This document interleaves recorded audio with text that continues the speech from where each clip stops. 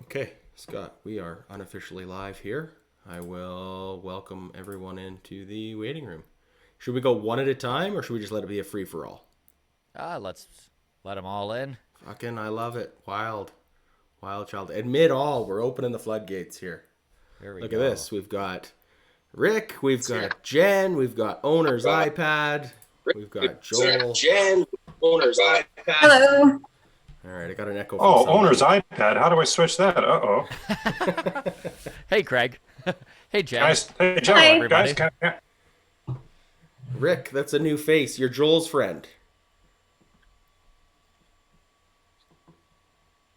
Rick can't hear me yet. Rick, can you hear me all right? Yeah, I can hear you now. Okay, very good.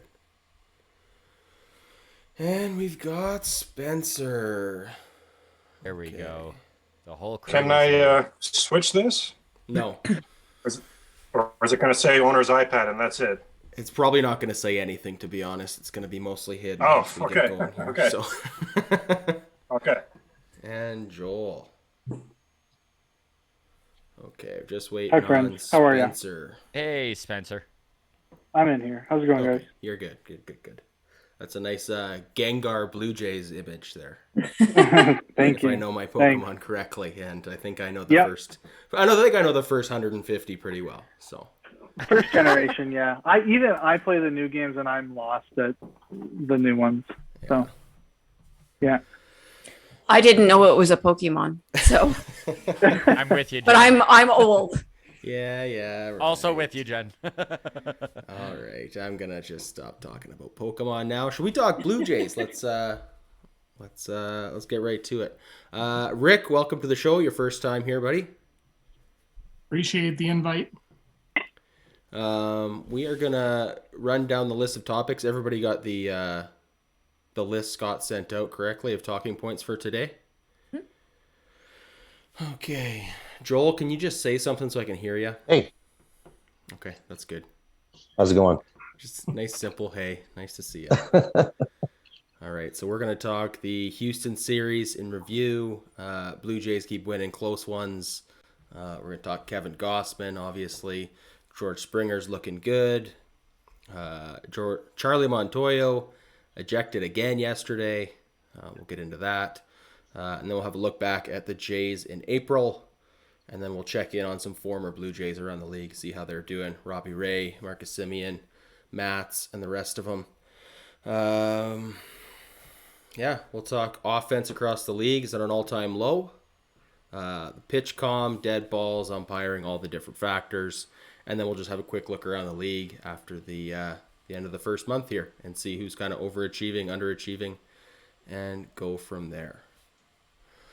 All right, so before we get into it, we do have to say thanks to our presenting sponsor, which is Oh My Apparel out of Calgary. So big thanks to Duncan for supporting the show. I think Duncan's going to be on next week. We had him on a couple weeks ago. Big Phillies fan, so we'll get him on to talk ball. But in the meantime, thanks to Duncan.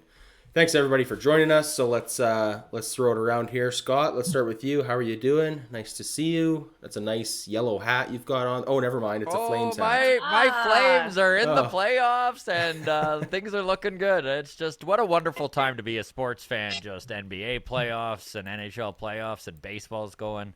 I'm in my glory here. Absolutely. Owner's iPad. Craig Ballard, how are you? Just move on from me. I'll just be here. I'll yell every now and then. No need to acknowledge me. All right, sounds good to me. We're just thrilled you're back, Craig. Welcome back. Yeah, it's nice to see you. It's been a couple weeks. You know, you're really busy Appreciate there. Do you want to talk for a second about what you're up to that's kept you away for so long? Yeah, well, it'd have to be something big, and it'd have to be something baseball related, right, to keep me off of competing with Hey Kami for the Ironman streak right here on the Walkoff podcast. So thanks, guys, for the open invite. That's much appreciated. Yes, very blessed. I'm the new head of baseball for the Ultimate Fantasy League of Baseball, UFLB. That's the league you guys have let me. Remember, I was a scout in that league previously for the Prairie Wheat Sox, one of the teams that's owned, a Canadian-based team that's owned. And you guys let me. We talked about that on previous shows. So now.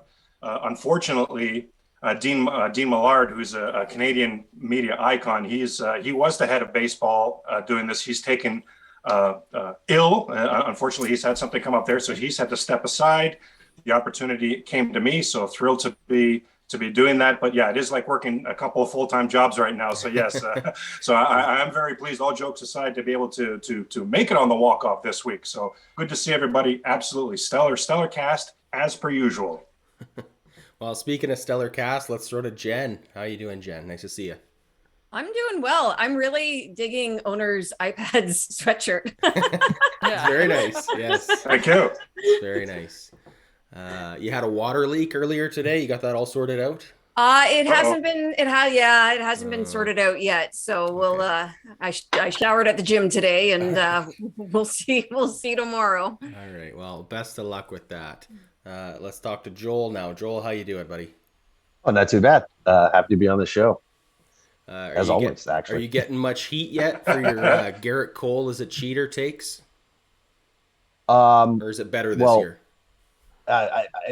It's all over. Like, foreign substance is done. You know, it wasn't just Garrett Cole, right? It was 60% of the league. Right. Now it's everybody, because the baseballs are like so weird this year that everybody's like, you know, pretty much as good as they've ever been. So it's shifted really a lot from what it was last year, where you had a league low OPS for the first 2 months of the season, and then it got corrected, and now we're back there, but for completely different reasons. So it's rather strange. I want more humidors. I want 8 humidors per team. Joel, should we change the name of the Mendoza line maybe to the Euchre line? Oh yeah. I don't even know, man. Like, wow. Just what's the league OPS right now? Like, is it like 680? It's not good. I mean, the whole Mendoza line, we might have to just adjust it at this point, because there's too many players hitting close to it. Did you hear about Muncy doesn't want his batting average to be posted on the scoreboard? Really? That's hilarious. Yeah. Like, he literally is like, don't put my OPS, put my on base up there. You know, it's like 320. I'm batting 125 though. That's funny. All right. And then we're joined by your +1 today. This is Rick from Rick Talks Baseball on TikTok. Rick, thanks for joining the show. Appreciate it. So what kind of content do you post on TikTok before we get into it? Do you have an allegiance to one team in particular? I mean, I have allegiance to the White Sox, but my content is kind of spread out. A lot of it's historic. I'll do which player would you choose? You make the call, stuff like that. And then I do basically the history. So I'll talk about players and how good they were, their stats, the greatest teams of all time, some interesting stories from the dead ball era. So it's a mixture of things. Awesome. Very interesting. Well, White Sox fans are welcome here. I mean, as long as you're not rooting for the Yankees, I think we're all good. So I don't think Joel let me. All right. And then lastly, we've got the Spencer. Blue Jays Twitter shit poster extraordinaire is the description Scott gave me. Is that accurate there, Spencer? That's accurate. Thanks for having me, guys. It's been a while since I've been on a podcast, so I'm happy to be here. And thanks for having me. All right, very cool. Well, before we get into it, we did get a comment from Discord that I just wanted to get to. And it was Ian from our Discord said, "Can you guys start by talking shit about the Yankees? I got to get pumped for this series." So, Yankees, MLB best record in baseball at the moment, I suppose. It's inflated by playing some bad series. Oh, yeah. Or some. They've had 18 games against teams with losing records. Must be nice. Yeah. Garrett Cole has looked better. We're not going to see him this series. His last 2 starts have been pretty good, though. Do we think Garrett Cole's sorted it out? Is he good now? Joel, let's start with you. You know most about Garrett Cole. I know you followed him quite closely through the sticky stuff last year and into this year. So, what was on his pants? That's what I want to know. I really made a video where I said, like, I'm okay with it now. Like, I'm good, right? Like, I'm ready to move past, because I haven't seen what I was always mad about was 8 innings, 2 hits, 12 Ks, untouchable fastball upstairs. His approach this year is completely different. He throws a fastball low and away. He added a cutter this year, which is really impressive. Like he throws the ball 98, but he only ever threw one pitch taking advantage of his velocity, which was the four-seam fastball. So now he's added a cutter. He throws it about 92, 93. But his approach now, like if you watch his games, everything is low and away. Everything is tunnel. It's like a fastball low and away, tunneling that with a cutter low and away and a slider low and away, occasionally breaking in the curveball. He doesn't bust you upstairs anymore because he's worried about those good hitters getting a hold of that fastball, because the fastball batting average is a little bit up. But then again, what's happened with the balls is pretty much like he's back on foreign substance, if that makes sense, right? Because everybody is. Because everybody is. So at the last year when he came out to the record for strikeouts to walk ratio, where he, when he came out with a 1.20 ERA over his first 10 starts or something, I was like, if you take that away from him, his ERA is going to go to about 3.10, 3.20. And I think that's actually where it ended at the end of the year. But now that things are much more in the pitcher's hands, I think you've got to shift that number back down under 2. But like, it's just wild that you would have thought that this year you'd see more offense. The DH comes in the National League. Like, we're supposed to see more offense, right? In baseball. No, it's like his spin rate is the same thing as it was in Houston when he was using in 2019. Like his fastball's going 25, 50 again. It gained that bit of spin. So it's like he's pretty much back to being Garrett Cole, but the guys who weren't using are better now. Right? So like the guys who were so everyone's Garrett Cole. Yes. You're not making me feel any better. Yeah, everyone. Well, like we've seen a few on our team. Like look how much Manoah's incredible. Manoah's better. Yeah. You know, Gausman is incredible. Gausman is better. Besides that pitching, besides that one start from Barrios has been really, really, really solid. The scary thing is Kikuchi and Ryu, right? Yeah. Like this should be dead ball era, but their numbers are still. So that's the worrisome spot. But like, and it's across the league. You know, you saw. Why am I spacing on his name? Very articulate as always. No hitter from the Mets. Which one? I've never heard of the pitcher before, and he throws a no hitter. Kershaw, perfect game through 7. Like pitching is at an all-time nastiness right now with what's going on. Do you think the humor helps with the grips a bit, Joel? Yeah, yeah, absolutely helps with the grip, and the deadening of it. Right, the ball is much softer. Right, it's a much softer impact. I'm going to stop talking. I've talked a lot. No. Like everything you're saying is right. I mean, we literally just watched the Blue Jays win today with 3 freaking hits. The team is completely different. We've won 9 one-run games this year. It's a completely different baseball team.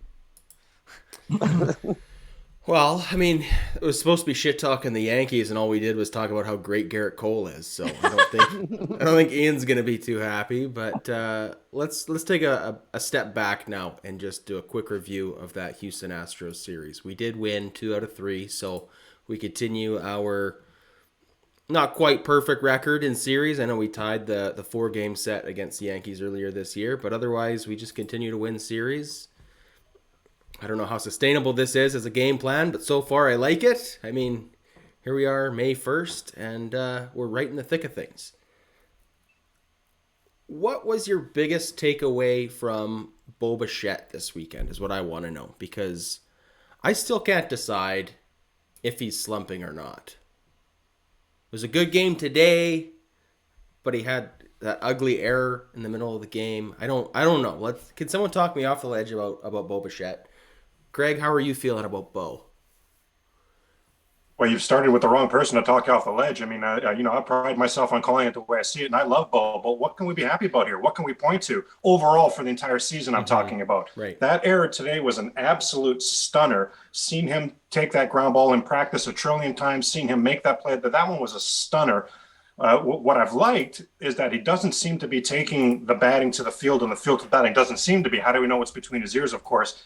But this weekend, I don't think there's any doubt about, for me anyway, there were some positive developments from Bo's at-bats this weekend. I've just been yelling at the top of my lungs at the screen. I'm in the minority. I don't mind that Bo swings at the first pitch all the darn time. If you have an attack in mind and you get that pitch, hey, have at it. You may not see a better pitch in the at-bat. Have at it. My issue, and I'm sure where I'm in the majority with Blue Jay fans, is I'm just left scratching this bald head so many times with why was that the pitch you felt you needed to go after? It's really made his swing all out of sorts. This weekend against a very good Astros pitching staff, man, I thought Bo was looking to go to right field with it. He just missed a couple foul balls looking to go to right field, then connected a few times. Had that scorcher in the first inning today. It's like a $111 off the bat or something like just but right at somebody. But still, he was able to get that bat head and catch the ball out in front because he's had such a good approach up the middle into right field. We saw that this weekend. No time like the present to get it together because the Yankees, yes, we miss Severino. Yes, we miss Cole, but Jordan Montgomery's no slouch. Jamison Tyone is no slouch. And in the series finale, Nestor Cortez is outstanding. So there's no rest for the wicked here. I hope Bo had a good weekend and put it together because, man, it's a lot more good pitchers coming into town. Yeah, anything to add to that, Jen? I mean, I'm just not convinced that he's found it yet, to be completely honest, because I think he does look lost a few too many times at the plate. And I'm not really sure. Yeah, guys get off to a slow start, and maybe that's all that this is. But I think the longer it goes, the longer it will go, if that makes any sense, right? Because then it does start to become a mental thing. And part of the debate yesterday on Blue Jays Talk after the game was, do you drop him in the lineup? And I've seen that debate on Twitter quite a bit as well. Do you drop him or do you let him figure it out? And there was a really interesting phone call addressing that yesterday after the game. And it was this particular caller was of the belief that, if he's one of your guys, if he's one of your cornerstones, you have to see what you have in him. And that's why you leave him in that 2 spot to see if he can figure it out. Because at some point, this team has to make him an offer.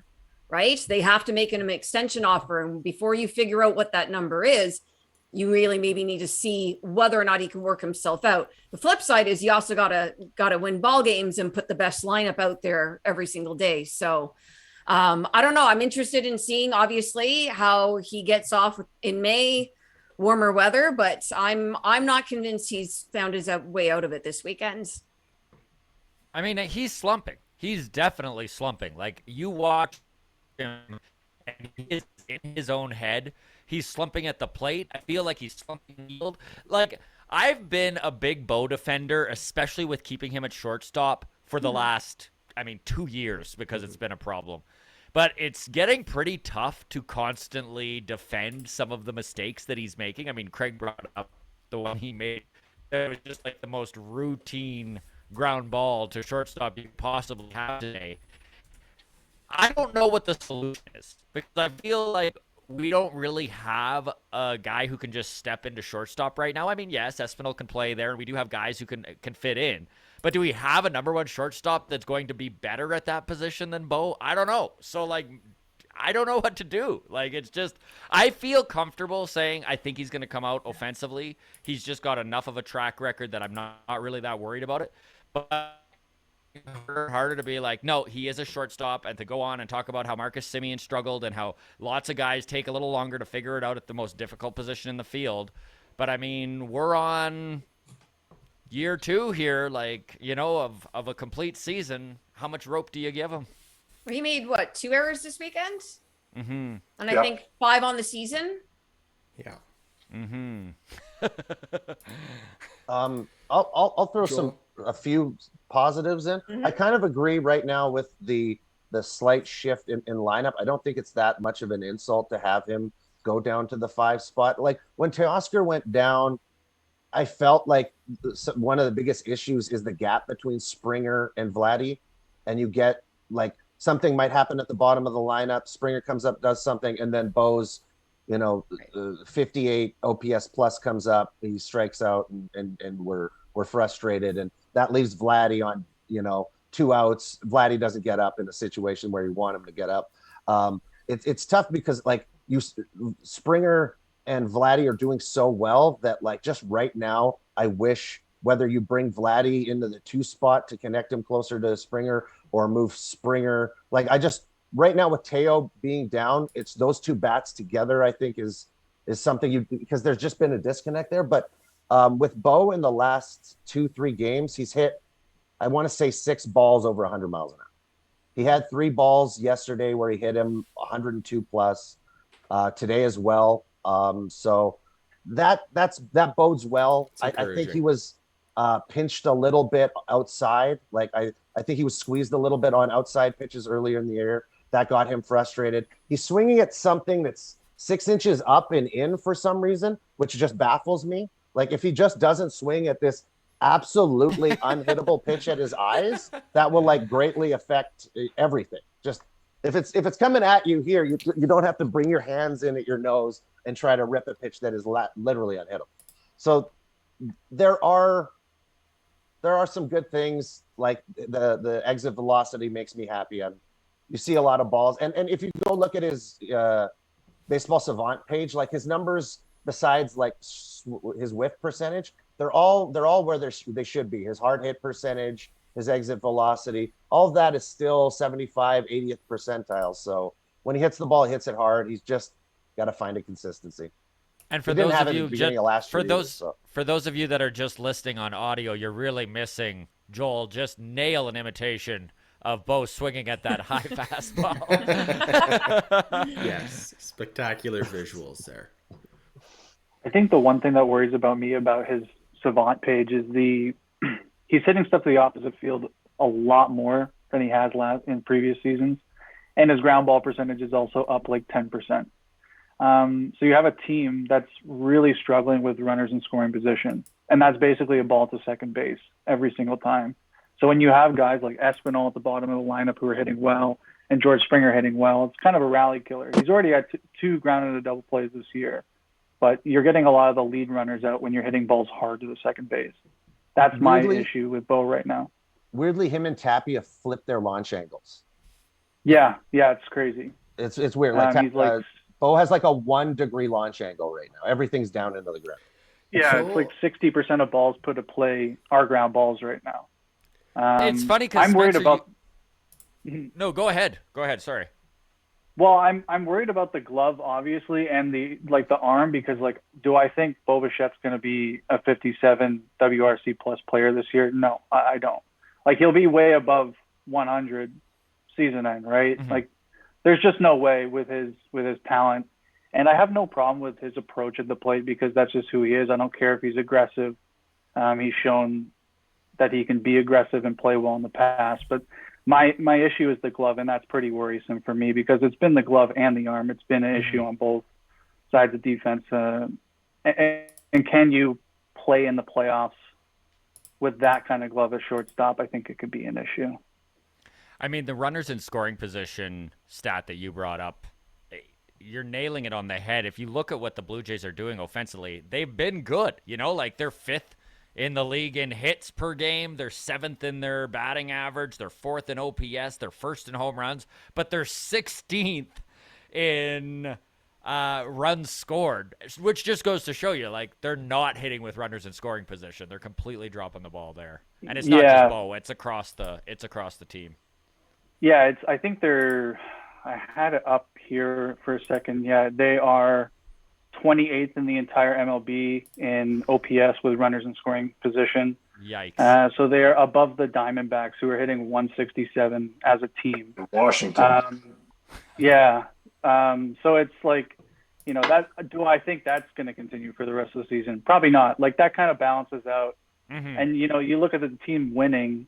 They're winning, and they haven't had a 10-1 win or an 11-2 win. So, that stuff will balance out eventually, but I think a lot of that, your guys at the top of the order have to produce, and if Bo's hitting an 8th or 9th hitter, that's not going to help out. It's pretty much all the runs that we've scored on home runs, and then the RBIs that Espinal has. Exactly. That's it. That's the difference. It's we either get a home run and score, or Espinal drives it in on a base hit. Who would have bet he would be our most clutch hitter this season so far? It's pretty wild.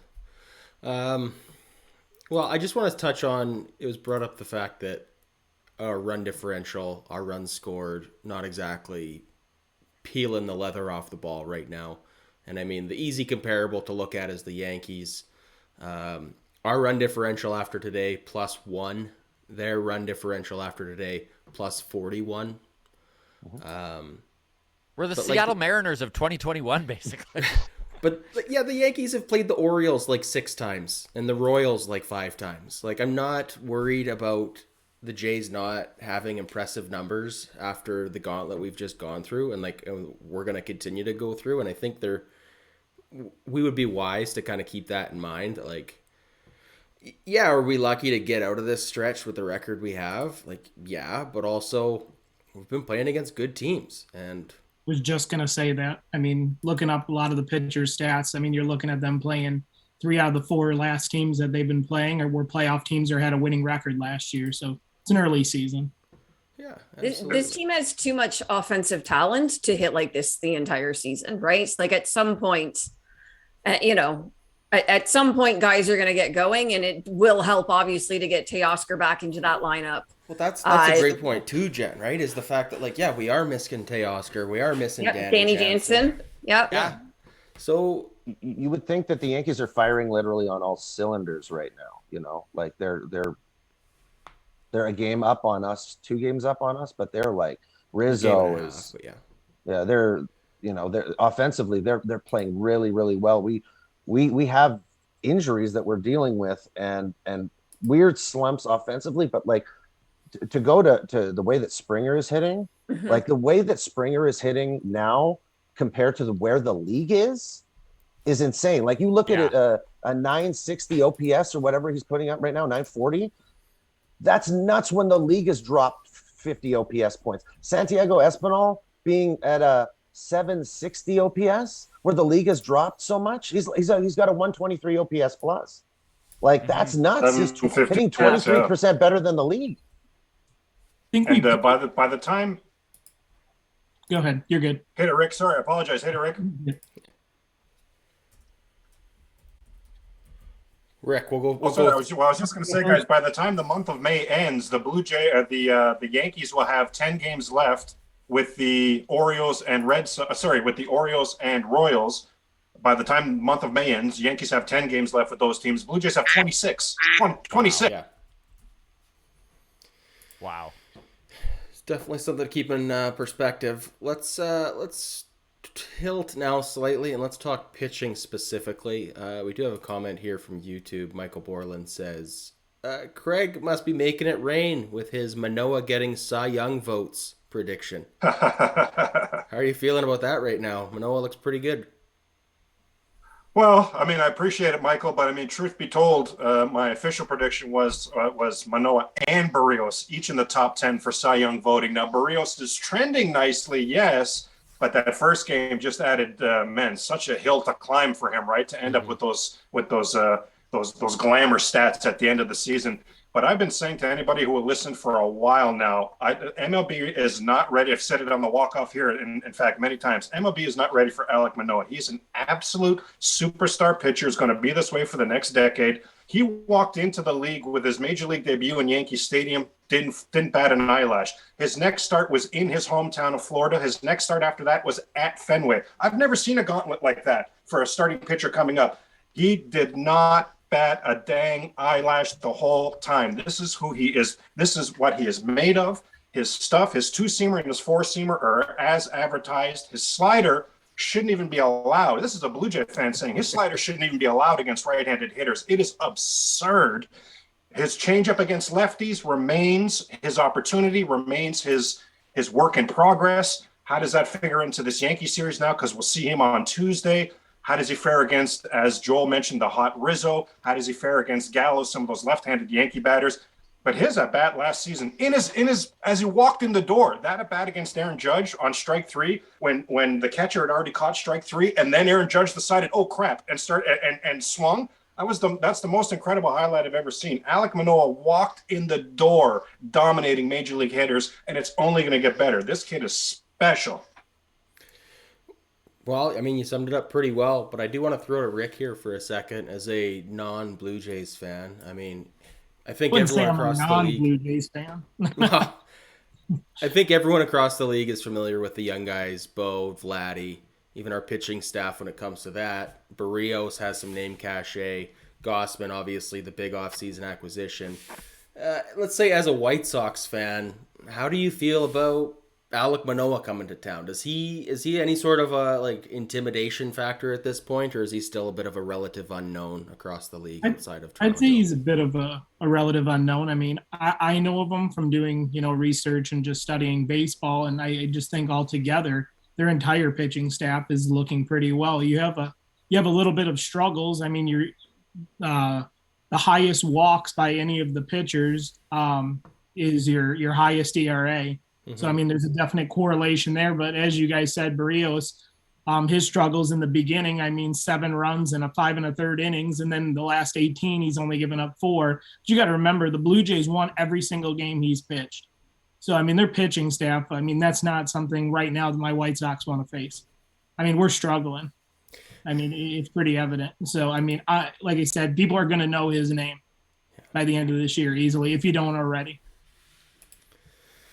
He's not Anything hitting else to anybody add from anyone on Manoah? Manoah? I just wanted to say he's not hitting anybody this year. Last year in 112 innings, he hit 16 people. Yeah. Has he hit? I think he's hit one. One. Yeah. He's hit one, and it's just like that. That says so much about the control that he's brought to this season of being able to throw the ball inside, outside, all over the strike zone.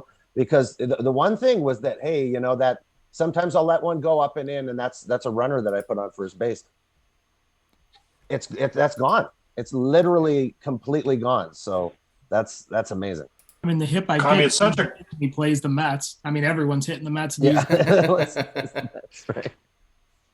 But it's such a great point, Kami, because when he was hitting batters last season, time and time again, you can see he felt the need to brush them back from the plate because they were diving over, looking to attack his four-seamer in particular. This season, man, he's just letting his stuff eat. He is pounding that strike zone.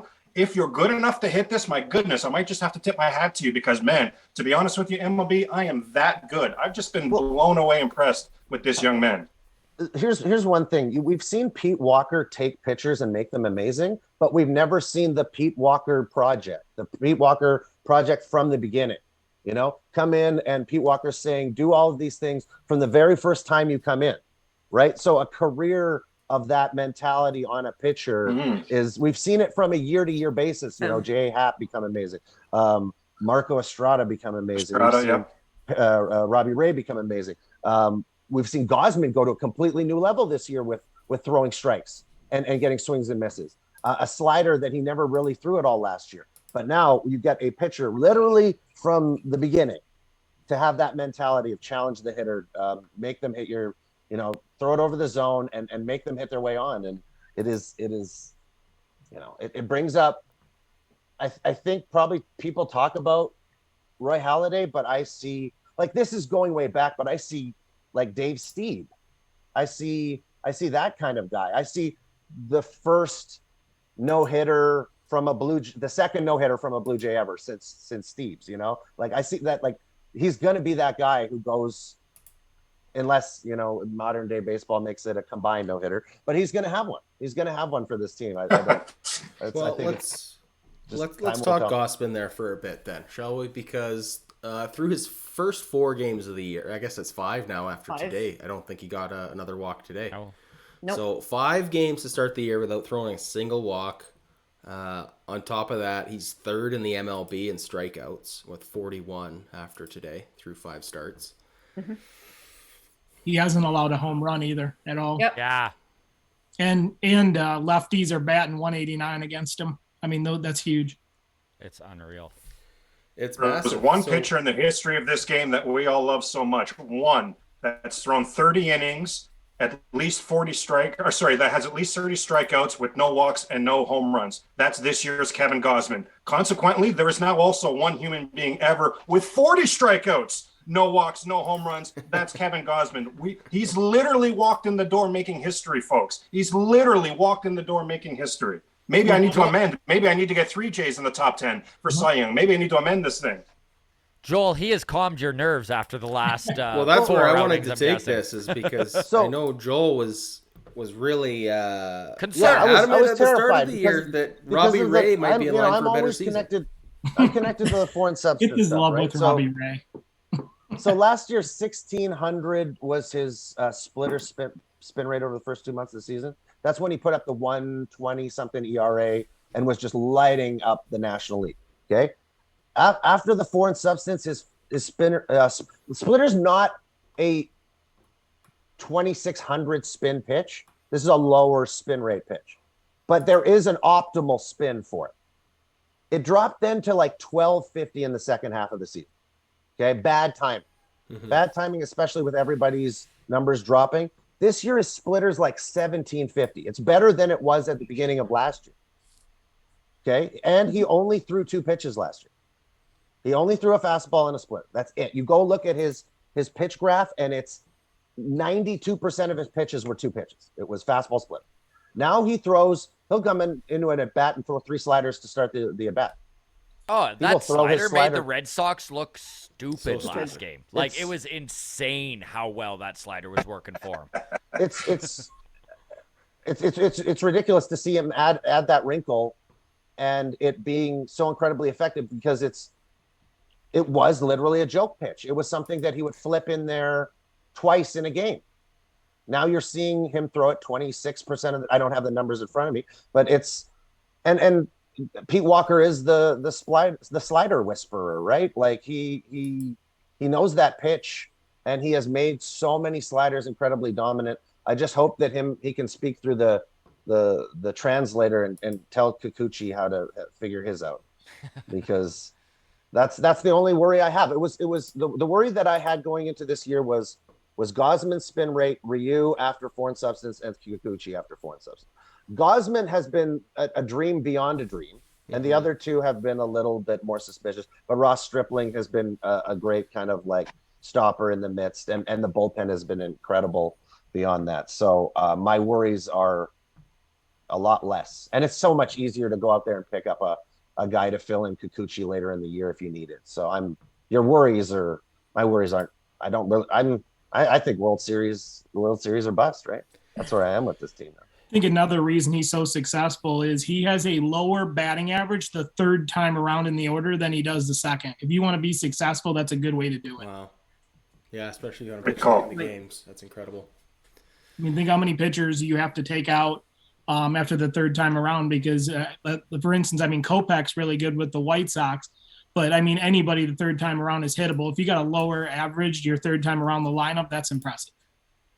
That was part of that was part of Joel's concerns, legit concerns. It wasn't Joel's opinion that San Fran shied away from Gossman in big spots in the second half last season. That's an absolute fact. Yeah. And it's especially to what Rick's touching on. The division games that have seen him several times over were really starting to get to him. Now Rick and Kami bringing up the point that, hey, what's changed this season? That's changed this season. Yeah, big time. So let's talk pitching staff in general here before we move on. This Blue Jays pitching staff. Scott and I did a video on Friday, and I think I made the thumbnail something like, "Is this the best pitching staff in the MLB?" And then we got blown up for like double digits runs. So that one I think is on me for the jinx there. But beyond that, I mean, the front end of this bullpen is as good as it gets, right? This goes toe to toe with anybody in the majors. I would say so. Who has a better 1, 2, 3 than the Toronto Blue Jays for starting pitchers? Oh, okay, starting pitchers. Maybe like Milwaukee maybe the would. Dodgers, yeah, the Milwaukee maybe, like Yeah, Mets maybe. That's absolutely nuts. But it's you're competing with 5 teams to say you've got the best 3 guys. And at that point, it is just a toss-up, right? Like it is. Yeah, and we're talking about a less than whoever a happens month, right? to show up for that game, right? You're feeling good about any of those 3 guys taking the mound, right? Absolutely. You're thinking in your head that they're gonna win that game. Yeah, I And think then what every happens time we after look that, at the Jen? schedule, that's how it goes, right? What happens after that gets interesting. What happens after? So Jen's feeling good on Monday. Jen's feeling good on Tuesday. Jen's feeling good on Wednesday. Talk us through Thursday and Friday, Jen. What's happening there? I mean, thankfully Ross Stripling has come in and stepped in and done a really good job in what is sort of a difficult situation, right? You're the sixth starter and you're filling in for somebody who's getting paid a lot of money and isn't getting the job done. So, unfortunately, if he could get a little bit more length out of him, that would be ideal versus, him going 4.5 innings and then having to go to the bullpen. Kikuchi, I don't know. I don't know what to say. He looked good. 2 starts ago? You saw sort of a bit of a glimmer, and other than that, not much to say. So even the I don't term know. Glimmer, like you're nailing it, like glimmer. Glimmer. It was a glimmer. You were like, oh, okay, maybe we can build on this, right? Yes. And that didn't happen. So, I don't know what to say about that. But, then again, if you're worried about your fifth starter, that's not a bad problem to have, right? If you can go if your top 3 are outstanding. My bigger concern is what are you going to get when Ryu comes back? Yeah. I always thought that Ryu was good. The problem's always been he can't stay healthy. He's always got problems with either groin, hamstring. It's just he can't stay healthy. I've never seen him stay healthy for over a year or over the course of a year. Well, and that's part of what I'm saying, right? Like, does he come back, have a couple more poor games, and then back on the IL? Mm-hmm. What is it? So he's being paid a lot of money, mm-hmm. a lot of money. And we have 2 more years of him. 2 more years of it. So that's my bigger concern over Kikuchi, to be completely honest, because I do think you can pick up, I can't remember who made the point, but you can pick up a starter, somewhere along the line at the trade deadline. There's prospects that can be sent along for that, but Ryu you're stuck with, right? Yeah.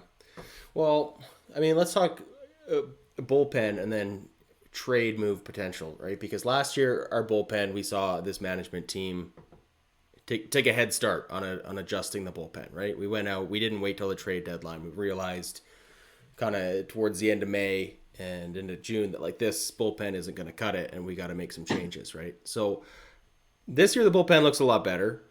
Let's talk bullpen for a minute, and then let's talk starting pitching and how long should this management team be willing to go before a drastic change needs to be made, right? So bullpen first, because I'm excited about this bullpen. Jordan Romano is everything I could ask for. I know some of the advanced stats maybe say that there's some red flags there that we should be worried about. I don't care. I just care about stats. I want the saves, and he's getting them. So is anybody worried about Jordan Romano long term? Because he's on a 50 save pace easily right now. I mean, I don't think this is going to be necessarily sustainable once the offense gets fixed and we start winning more lopsided games.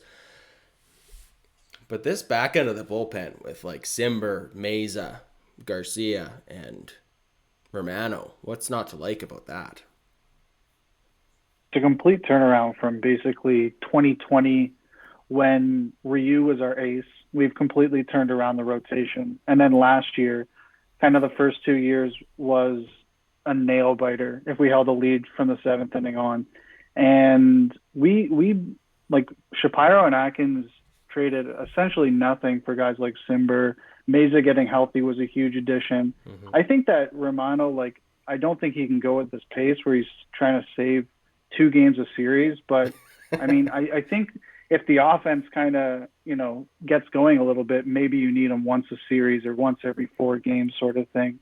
I think that, before I talk about pitching moves or back into the bullpen moves, I'd like to see the whole team healthy, the whole lineup healthy, see what they can really produce, because they haven't been as strong as the other points. But the bullpen and the pitching and the starting rotation are basically the reason why we have the record we have right now at the start of the season. It's been incredible to watch. Yeah, I mean, just talk about the confidence you have handing it over to the bullpen. Like you said, last year we had some nerve-wracking 4-run leads in the 7th inning get handed off and felt like no lead was safe. But this year, totally different, and it's incredible. We don't it's have a almost kind of- Chatwood or Dolis. It's almost We don't a have little a bit, guy. Right. Yeah. Yeah. I think I agree with Spence that, Romano, I can't quite keep going at this pace. The only concern perhaps, and it's early, is that when he does get hit, he's hit hard, right? Mhm. The exit velocity off of him is quite substantial. So that would be the only concern, I suppose. And I don't know, but he's finding ways to get it done, right? Between, his ability and the defense behind him, he's getting it done. So I would like to see Romano not pitch as often as well. Right. I'm slightly worried about arm fatigue that can lead to injuries. I feel like if he's not pitching as often, if he's pitching maybe twice a week instead of 4 times a week, we might see him be able to take that next step forward, right? And really dig a little bit deeper and put some max effort behind some throws. Like, he's a 100-mile-an-hour guy. We haven't seen him touch 100 once this year. My question to everyone would be, you're seeing teams not letting starting pitching going more than 6 or 7 innings. But what about the wear and tear on the bullpen? I mean, you have guys that are having to pitch multiple games in multiple weeks. Do you think that, we're going to have to worry about bullpens later in the year? And the question pretty much goes out to everybody. I was talking about the sustainability of this because, like, we the season started for the Jays with your starting pitcher going 1 out. So it's like we were already, we were, fighting back from that since the very, very beginning. And you can hope that your bullpen, our bullpen was okay to start the year. Then they hit a rough patch, and then we couldn't, we couldn't win a 1-run game, to save our lives. But, I still think with the possibility of Pearson coming up and giving you a 2-inning guy out of the bullpen, like the amount of relief that you get out of that is like every, third game, 2 pitchers don't have to come in. Now Pearson comes in, eats up that spot, goes 5-6 outs. And that's a great internal, way of stretching out that bullpen so that the guys who have been taxed so early will have a little bit of a break later. And then, just fingers crossed that like Julian Merriweather can stay healthy all year, because he's got a great arm. He really does have a great arm. He's not being put in the most, important situations as of yet, but like just the fact that this is a guy who's struggling to get to 8 or 9 innings every single year, the fact that we're not really worried about that right now. And so I'm very happy about, and then the fact that the bullpen's the easiest thing to fix. Look at the additions that they made last year on the bullpen to bolster it. And it's the cheapest commodity, going and finding a bullpen arm from a team that isn't contending. And, you'll always be able to fill that gap from a year-to-year basis. And if this team starts hitting to its potential, then you're using the bullpen differently as well, right? Mm-hmm. So that's also the expectation here. Yeah, I think there's some concerns, but I think it is really important to just keep in mind, like, how important it is missing Teoscar in this lineup. Yeah. Having Bo back to hitting the way he can, having Danny Jansen back if he can hit the way he did for the first week and a half in September of last year. Like, if Danny can be the Danny we hope he can be, and we get Teoscar back, and Bo Bichette starts hitting like Bo Bichette, like, this team is going to really require a lot less action from the bullpen in high leverage situations. And what that allows us to do too is utilize those arms in AAA more. So even if we're not needing to go out and find something through trade, I mean, we have a lot of adequate arms in AAA who I would feel fine with handing the ball to in a 5-run lead type of situation. So I think that is a little bit of the way the MLB is going to now, with the extended use of bullpens kind of across the league. It just seems like everybody is a lot more of fluid between the MLB bullpen and the AAA bullpen. And I think we're just going to see more of that. I think that seems to be like the formula is have a couple guys for high leverage situation, and then everybody else, when you need someone to eat innings, he goes out there for 2 or 3, and if you got to send him down to AAA to get a fresh arm as a replacement, so be it. I know one of the biggest takeaways for me anyways for this bullpen over the month of April is how much stronger the high leverage depth has been in this pen.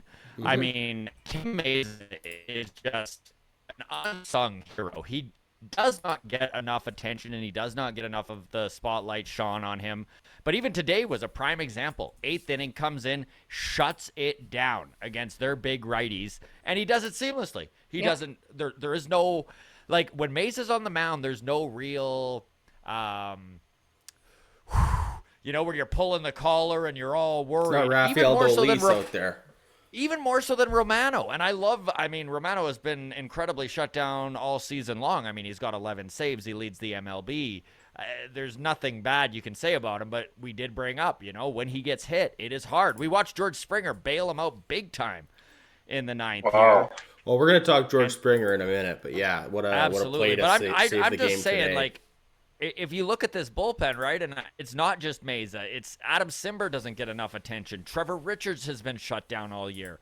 You know, like, they've got options that are high leverage options that just did not exist at this point in the season last year. And I think this is why the Jays are 9-2 in one-run games right now. I'd like to see some love for David Phelps as well, if I may, here, ladies and gentlemen. Yeah, definitely underrated for Phelps there. He's been a very unsung hero for this team so far. So anybody just tuning in, so the Jays have Alek Manoah, the most underrated starting pitcher in baseball. They have Teo, the most underrated player in baseball, and they have I was going to say Mats. Why am I blanking now? Oh my God. Meza, Mats. Oh my God. And they have Tim Meza, the most underrated reliever in baseball. So wow, if you're just tuning in right now, my gosh, the Jays have some underrated players here. Yes, thank you, owner's iPad, for that one. Yes. All right, we're gonna pivot now from the pitching staff and talk George Springer. But before we do, I just want to shout out to our live chat here on YouTube. We are recording this Sunday night, May 1st, and we have around 50 people in the live chat. So thanks for everybody for tuning in here. Get your comments and questions in now in the live chat, and we'll visit everything towards the end of the show. So we're not ignoring the live chat, but we have lots to talk to, and we'll circle back to that at the end. Otherwise, let's talk George Springer. So George Springer is finally looking like the $150 million man that we were hoping for. This is what a healthy George feels like, and it feels good. It feels feels really good. I'm not gonna lie, I watch some of the highlights with my eyes closed when I see him diving headfirst into the wall to save Jordan Romano. But what a play that was today. I mean, defensively, I think if we're talking underrated, he gets a lot of reps for his bat and his offense. But defensively, he's no slouch out there. It's sure nice to see what he's capable of at full health and on full display. So let's talk George Springer for a second. Last week we talked about him being like one of the top clubhouse leaders. We've been seeing him do it with his bat this series against Houston. I mean, we scored 2 runs. Both of them were George Springer solo shots, right? So he just seems to be as clutch as it gets. I mean, World Series MVP, so that's all you need to say right there, right? Like, the resume speaks for itself. But let's project. If he can stay healthy all season long, what could George Springer do for this team? Scott, let's start with you. I mean, I think he could be if you're just going to look at the old man numbers that people love the most, he could absolutely destroy the ball, 40 home runs, OPS, he could push 1,000. And I think this is without it, just if he's healthy. I just think that's what he's going to do. I think he's going to put up 40 bombs. His OPS is going to be incredibly healthy. But I also think, like, just weighted runs created, even just his fielding, right? Like, if you start getting into defensive metrics, he is going to improve this team. And we watched it firsthand today. We've seen it all season long. He plays center field so well, but also so cool to watch him be able to go play right field, which was something that he was doing quite a bit in Houston. And now we're watching it benefit the Jays on the defensive end of things, because, you don't want – if Zimmer has to come in the 8th as a defensive replacement, I definitely prefer that over watching him need to replace Teoscar as he is right now. But I mean, when the Jays are healthy in the outfield, these are options that Charlie has now, right? He can take a Lourdes out and move things around. And that's not an option that every single outfield presents to their organization. Yeah, Jen, how are you feeling about Georgie Porgy pudding and pie? A healthy George Springer would have put the Blue Jays in the playoffs last season, right? It's hard to 100%. not believe that. Yeah, absolutely. So that's, it's so unfortunate. I mean, there's lots of things that could have put them in the postseason, but that's one right there off the top. And so, yeah, no, I completely agree. I mean, it's early. He's, not that WAR is necessarily the be all and end all, but he's on pace to put up an 8.5 F4. That's right. It's early, but that's what he's on track for. And you look at just a few of his stats, like he isn't even really barreling the ball yet, right? Like if he actually can get the barrel of the bat on the ball more, I think we're going to see it's going to be the summer of George. And then you talk about the defensive end. You're right. Like nobody really was excited about what he might bring to this team defensively. And we've seen already how many highlight reel catches, right? Where in my head, I'm going like, oh, Kevin Pillar could never. And he probably could have in his heyday, but you get it. But what I love is how excited he is after making any of these plays. Like this is fired up George in April. He is just out there. And so that brings you back to that whole conversation we had about him being the clubhouse leader, and sort of that go-to guy. This team, I don't know. I'm excited. As heartbreaking as how the Blue Jays lost last season, I really think that there is a fire in these guys because of it. Absolutely. That would not exist. Like you brought it up, Jen. Just the determination and the focus that these guys have, and it's May 1st, is really impressive, Well, I mean, again, I've said it before and I'm saying it again, that the Vlad sitting in the dugout to watch that final, right? Game 162 last season, and the look of dejection on his face. And you knew right then and there that he was going to double down on this team and on his commitments. And then, of course, you see the off season and how much he got into shape even more so, and the defensive strides that he's made at first base. Like I can't, people were arguing to move him back to third. Can you imagine, right? He's become an excellent first baseman, and just, the improvements there. And now you've got, healthy George Springer, who has been there and done that and wants to do it again. Yeah, I mean, I just want to step in here on the Vlad's improvement at defense, because I think last year the number one thing that I was concerned with Vladdy at first was any fly ball deep and over his head that he had to back up for. And this year I have almost no doubt that he's going to get to it. We saw in today's game, he didn't end up making the play. George Springer called him off in right field, but I think it was either the 8th or the 9th inning. Yeah. And Vladdy was running. He was halfway to the wall by the time George Springer waved him off. Like his range to even get back there. And I think, I'm glad George Springer called him off and made the play, but I was not as stressed as I would have been last year. Like last year, that would have just felt like, oh, this is going to drop in. This is a base runner for sure.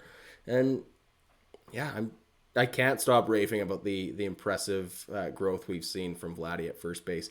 Even today, the pickoff from the catcher there, I think it was Kirk, threw it down. Yep. And just had a great tag. Like he's always in the right position. He's aggressive. Nothing but good stuff to say about Vladdy. Can I add one thing about Springer? Yeah, you can absolutely. Springer also carries that connotation of being a part of Houston. Okay. And all the stuff that comes along with being an ex-Houston Astro during that successful time period. He has been the best hitting George Springer over the last 4 years of his career without that. This is the best hitting George Springer OPS plus wise that, well, at least to the start of the season, that, this is the best hitting he's ever done. This is completely clean. So it's just like when you look at that team and you judge them based on those things, before Springer was a Blue Jay, I was like, Springer? And then, but now I'm like, oh, wow, that guy doing anything wrong? Was that guy, was he were they banging trash cans for him? Because they're not doing it for him now, and he seems to be better. So it's just like, you look at those players and you have to judge them individually almost from what carried on after that moment. And he's been the best George Springer after that incident. So how, I don't even see that anymore when I look at George. Especially when I see him like grabbing players and talking to them on the bench and being that leader. But like, yeah, some players are still kind of like, but not him. No, Garrett Cole and George Springer. Joel is all right with them now. I think being part of a good clubhouse leader is teaching your younger players how to cheat. So. That's true. No, I'm over the Astros thing. I don't really care anymore about that. I mean, look at. You think of those. Go ahead. You think of those 2015-16 Blue Jays teams. They tried to ambush starting pitchers. Remember, they stacked the top of that lineup. Now, it was feast or famine because they put Tulowitzki at the top there. That's not a leadoff hitter. We've waxed poetically about George Springer and haven't even mentioned how glorious he is in that leadoff spot. He is not just one of the best leadoff hitters in baseball. Come postseason time, he is the best leadoff hitter that's ever lived. So my goodness, Blue Jay fans, if you're loving what you've seen from George Springer, we've said many times right here on the Walkoff podcast, as sure as we are sitting here having this conversation, is as sure as the Toronto Blue Jays will be in the playoffs in 2022. So if you're liking George Springer now, is it even possible, dare I even say, you ain't seen nothing yet. Wait till you see this guy come playoff time. And the leadership that he's bringing to this team, he and Bo, thick as thieves. I'm really impressed with a lot of that, with a lot of what we see going on. And Rick, I actually think, I've predicted this, Rick, I think that the Blue Jays and the White Sox over the next 5 years are going to run into each other 3 times in the next 5 years in the playoffs. I like this White Sox team. I think you guys have a real nice immediate future here as well. So, Rick, you might be willing to put up with our little reindeer games talking about George Springer right now, but this guy's going to become a thorn in your side, sir. No, I was looking at his numbers from the last 7 games, and I mean, he's batting .370, 3 home runs, 5 RBIs, 10 hits, and 27 at bats. Most impressive isn't even those. It's on base percentage. He's got a .452 on base percentage in the last 7 games, and if the Blue Jays are going to be successful, they're going to need that. So, I mean, very impressive.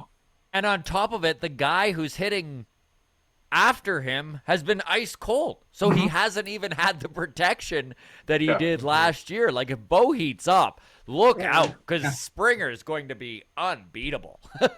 And on a side note, we need to stay healthy. We'll get to that. But, yeah, White Sox right now can't stay healthy at all. I mean, they can't even hit the first base right. So... Well, Rick, didn't you notice the Jays put Collins in the 4 spot? Just put Reese McGuire in the 4 spot, Rick. We laid it out for you. Laid out the groundwork. I'm most impressed with Reese's ability on defense. I watched him. I even sent a message to Joel the one night. I watched him on a play to the shortstop, or actually, I'm sorry, to a double play.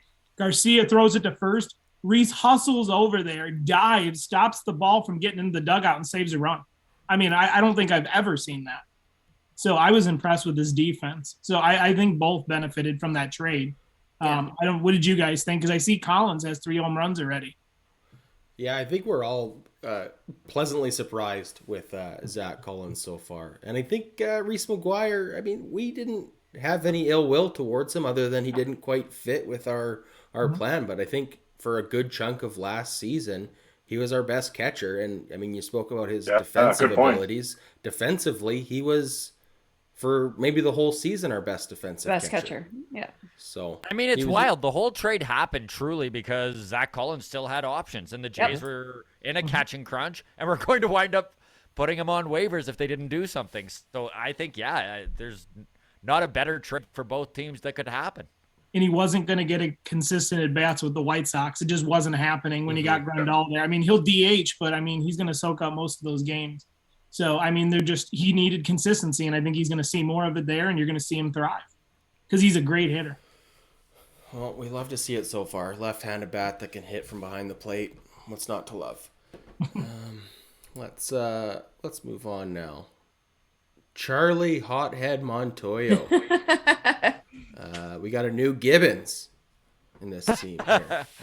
Liable to get ejected at any moment. Charlie Montoyo ejected for the second time this season. Personally, I love to see it.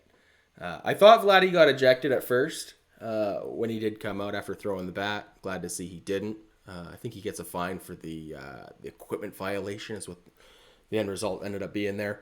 But I do love how quick Charlie was out to get in the way there, because that's exactly what you need your management to do. Go take the heat off of your superstars. And I mean, let's just start with Montoyo's growth as a manager. We talked a little bit about it last week, but I've almost done a full 180 on Charlie Montoyo at this point. A long season ahead of us, but like, I am so much more in on Charlie Montoyo than I was at any point last season or the year before. I'm thrilled with everything I've seen from Charlie Montoyo so far. So I see some eyeballs here and some tall eyebrows from Craig Ballard. So Craig, you want to fight me on this one? Goodness, you just said you were thrilled with everything you've seen from Charlie Montoyo. We could move on, I guess, because we are not going to see eye to eye on this by any stretch. And guys, I'll just go ahead and be the real bad guy in the room here. I'll be the real Debbie Downer. Shame on Vlad. That's incredible that he did not get tossed there. Rick and Joel, you guys are baseball historians. You've never seen once in your life a batter act that way and not get ejected. So I'm going to be a Debbie Downer on both sides here. Charlie Montoyo has not grown on me, and Vlad should have been tossed immediately yesterday. Hold on. The Vladdy thing, maybe I've misinterpreted what happened in that game. But my understanding historically through all of baseball is that you can say whatever the fuck you want as long as you don't say it to the ump. Oh my God! So you've seen a batter be that demonstrative and show up an umpire before? Yeah, and not absolutely. Be tossed? Every baseball movie I've ever watched with Kevin Costner. Oh, good Lord! Oh, good Lord! No, that is the thing. I could say the call sucked, but I can't say the umpire made a bad call. That is the distinguishment. Joel, you want to take this one? Let's see here. For the specific incident with Vladdy or for Montoyo, what are we talking about here specifically? Let's get specific. Vladdy throwing the bat. Yeah. In the last 3 years, umpires have been given this magical shield that you can't say anything to them. So, like you can't turn, you can say, was that a strike? Is that the limit? You have to be very polite in how you address them, because if you say, that's bullshit, that's not a strike, you're gone. They have such a, hairpin trigger to be able to, take you out of a game now. I think that builds like frustration instead of you being able to have a discourse and explain your displeasure with a strike zone, it builds and builds and builds. And when an out happens, a called strike 3, Vladdy did you see that graph that came up this year? Vladdy has 17 pitches called strikes on him that are like well out of the zone, and you're like, oh man, he's had what, 80 at bats? It's like every third at bat is being drastically changed by a pitch that his vision says isn't a strike. He takes it. It's a ball. The count goes from 1-1 to 1-2 instead of 2-1, and the at bat is drastically changed. So like, I think it's all of those things mixing gets you those incredible reactions where you had Schwarber go catatonically ballistic. Literally, I thought the stadium was going to explode. Right? I'm surprised that Angel Hernandez is alive right now. He was, everything that was going on there. So I think that's kind of an issue is that you can't say anything. And then when you do, it's going to be big and loud and obnoxious. So I didn't catch it. Did he throw the bat? He threw it down. He slammed it down. Yeah. I don't see how he wasn't ejected then. I watched the White Sox play Tampa Bay, and Rosarena, he just even kind of dropped the bat. He kind of like flipped it out of frustration. He was ejected immediately. Yeah, it's interesting he didn't get tossed, because as soon as I saw him throw the bat, I'm like, oh no, like there's no way. And just the way Charlie ran out, I don't know if he did just distract the ump enough, and no one noticed. He forgot what had happened. Just took the bullet. One thing I did love about Charlie coming out was when he covered his mouth, and so you couldn't read his lips. And I don't know what he was saying to the ump, but he was definitely like, throwing things out there while he's like shooing Vlad away, like, get out of sight while I take all the heat. Like, it was kind of fun to watch. I don't know. All right, well, let's take that then, and we'll circle back to Craig, because I know Craig's not a fan of Charlie Montoyo, and rolled his eyes pretty hard when I said I'm happy with what I've seen so far. Anybody else happy with Charlie Montoyo? Want to get my back on this, or are we still calling for him to be fired? He has been growing on me. Yeah, go ahead, Jen. Sorry. Jen, just watching games while looking at Twitter. Right. If we use Twitter kind of as a benchmark here, I suppose, the past few seasons, in how many games were a subset of Twitter, baseball Blue Jays fans bemoaning decisions made by Charlie Montoyo, right? Being, some people just going absolutely ballistic, questioning things. I don't understand this, all sorts of things, right?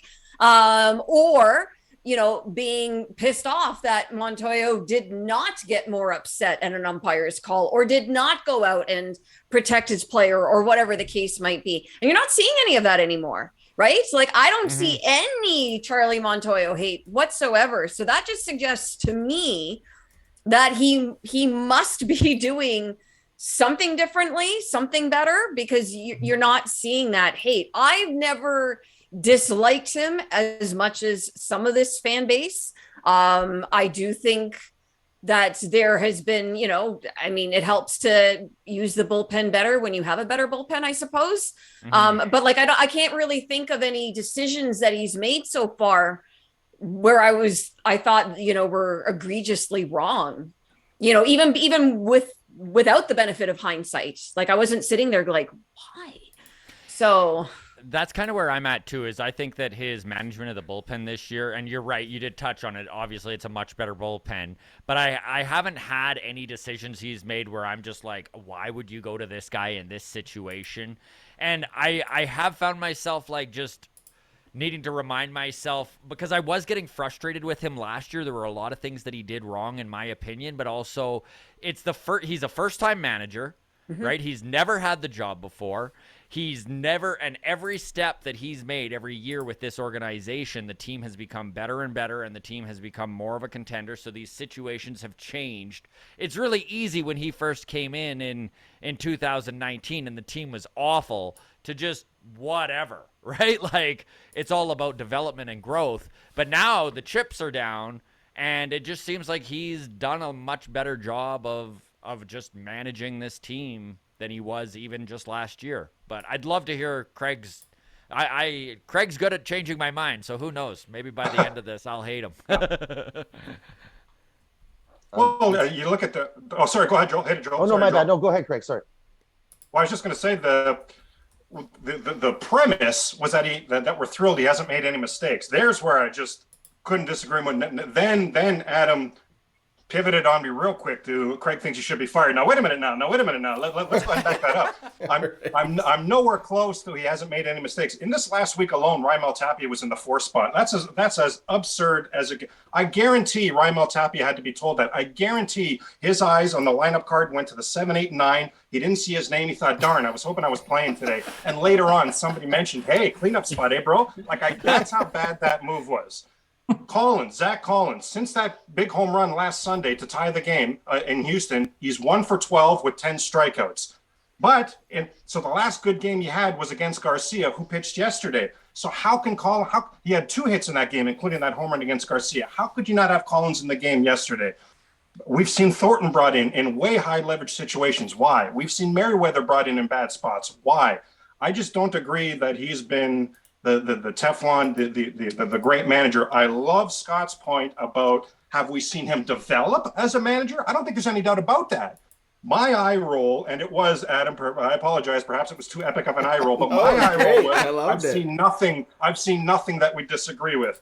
And Jen saying too, I've seen nothing. Guys, Raimel Tapia was in the 4 spot earlier this week. Well, that's a mic drop moment for me. Tapia That's should a not mic be drop on moment. this team. So let's start with that as a point. Yeah, no, right? I mean, my point was more about the bullpen, because I do think that that's where the manager makes the most impact on a game, right? From game to game. And yeah, I mean, sure, we can, I just don't think that there's been anything that's been particularly glaring. A lineup construction, yeah, we can definitely talk about that for sure. But as if they're one-offs, Tapia in the 4th spot as a one-off, I can't explain why he'd be there as a one-off. But as a one-off, I'm not right. Like, I'm not gonna. I mean, hey, all off season, everybody was calling, we need more left-handed bats. Yeah, I'm not going to pull my hair out over that. You enjoy Tapia as a left-handed bat, right? Like, this is what we get. I was literally always your point, I'm going to be the one absolutely crazy person here to say anything about that, because I totally agree. Why is Raimel Tapia hitting the 4 spot?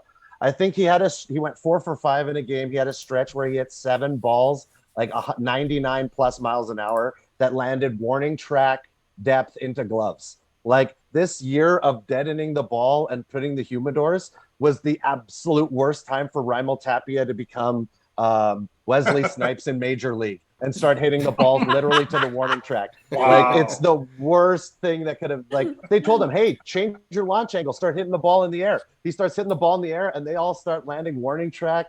And he's just sitting there like, hey, I'm doing exactly what you told me to do. And it's just like, he's like, I wish I still was in Denver. Yeah. It's not the year to be doing that. Drops down and gets some push-ups each time he does it. It's exactly what needs to happen. Great references. I do want to also kind of point to the fact that this team has been, I mean, in addition to, I think, some better bullpen decisions, this team is a lot more aggressive on the base path this year. And I don't know how much of that is Charlie's doing, but I'm going to, for now, give him credit for that. I love how aggressive this team is. We saw it again today. I believe it was Chapman scoring from second on an Espinal.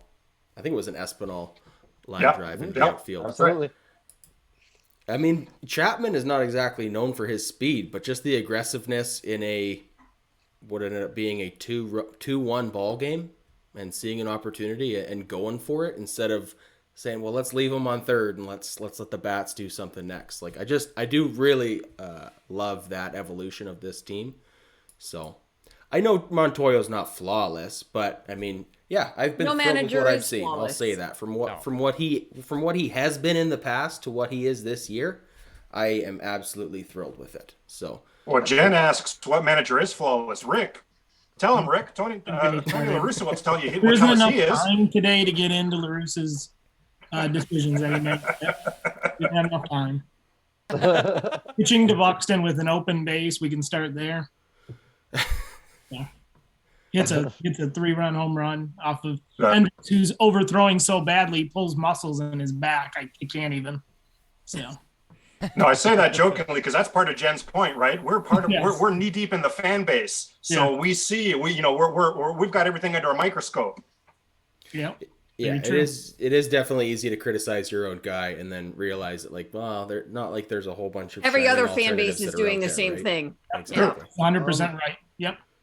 And I've said this since, sorry, Joel, I'll just say this and then we'll let you jump in here. But I've said this since last year too, is like, even when I was really not on the Montoyo bandwagon, is who's the alternative that we bring in, right? Like, there wasn't really any suitable options that I felt like, oh yeah, that's going to be the difference maker. But the one thing I'll say for Montoyo that honestly impresses the hell out of me, and we talked about this before, that when the Jays returned to Canada last year and Bo put that letter on the Players Tribute and really just bared his heart and soul and made it clear how homesick the Blue Jays were and what a big deal it was. It wasn't just the 9 innings not playing at Rogers Center. It was everything about the fan base. And Montoyo, this team never used as an excuse once. It was almost news to me that's how bad they were hurting when I read Bo's letter. Remember that thing in the Players Tribute? It was glowing. And that's Charlie Montoyo being the head of that team, not allowing the excuses. So I definitely want to give some credit on things like that. Okay. Can I want to add onto that a little bit. I definitely have seen a change in him since being the fatherly type of guy who's like, you can't do anything wrong in those first few years. Like, especially last year, I feel like he's putting these players out there. He's giving them their chance at a full season. It's like last year, our expectations, we came up 1 game shy of being in the playoffs, but I don't even know if we were that certain that we would be there at the beginning of the year. So to be there for 162 games and sitting at the end, wondering why they're pitching to Judge with an open base and not going after Stanton. But like, what I want to say is I love that he's able to speak Spanish. I love that he's able to speak to the Latin American players. And the other thing is that 15 out of the 15 American League teams last year, when foreign substance happened, 14 saw a decrease in spin rate. 14 teams. The Blue Jays didn't. The Blue Jays were the only team that saw an increase in spin rate after foreign substance. And like, you look at where the team has gone because they didn't Apple Watch, they didn't trash can bang. They're not dirty. It's a really clean team. It's a really incredible. Out of curiosity, what is your take on that? Do you think that's an organizational wide thing? Like, do you think that's Atkins and Shapiro actually kind of saw this crackdown on coming and saw kind of a little bit of foresight in just how baseball's going and built around that way? Well, if that makes sense what I'm saying. Like, is this coincidence that the Jays are the only team?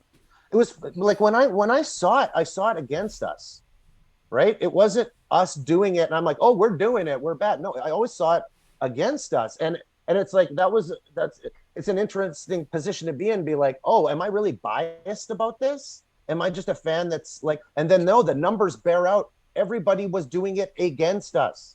Everyone. Every game. So do you think it's planned? Like, is the reason that the Jays didn't see a jump in Pete Walker knows it's going on. Okay. They know it.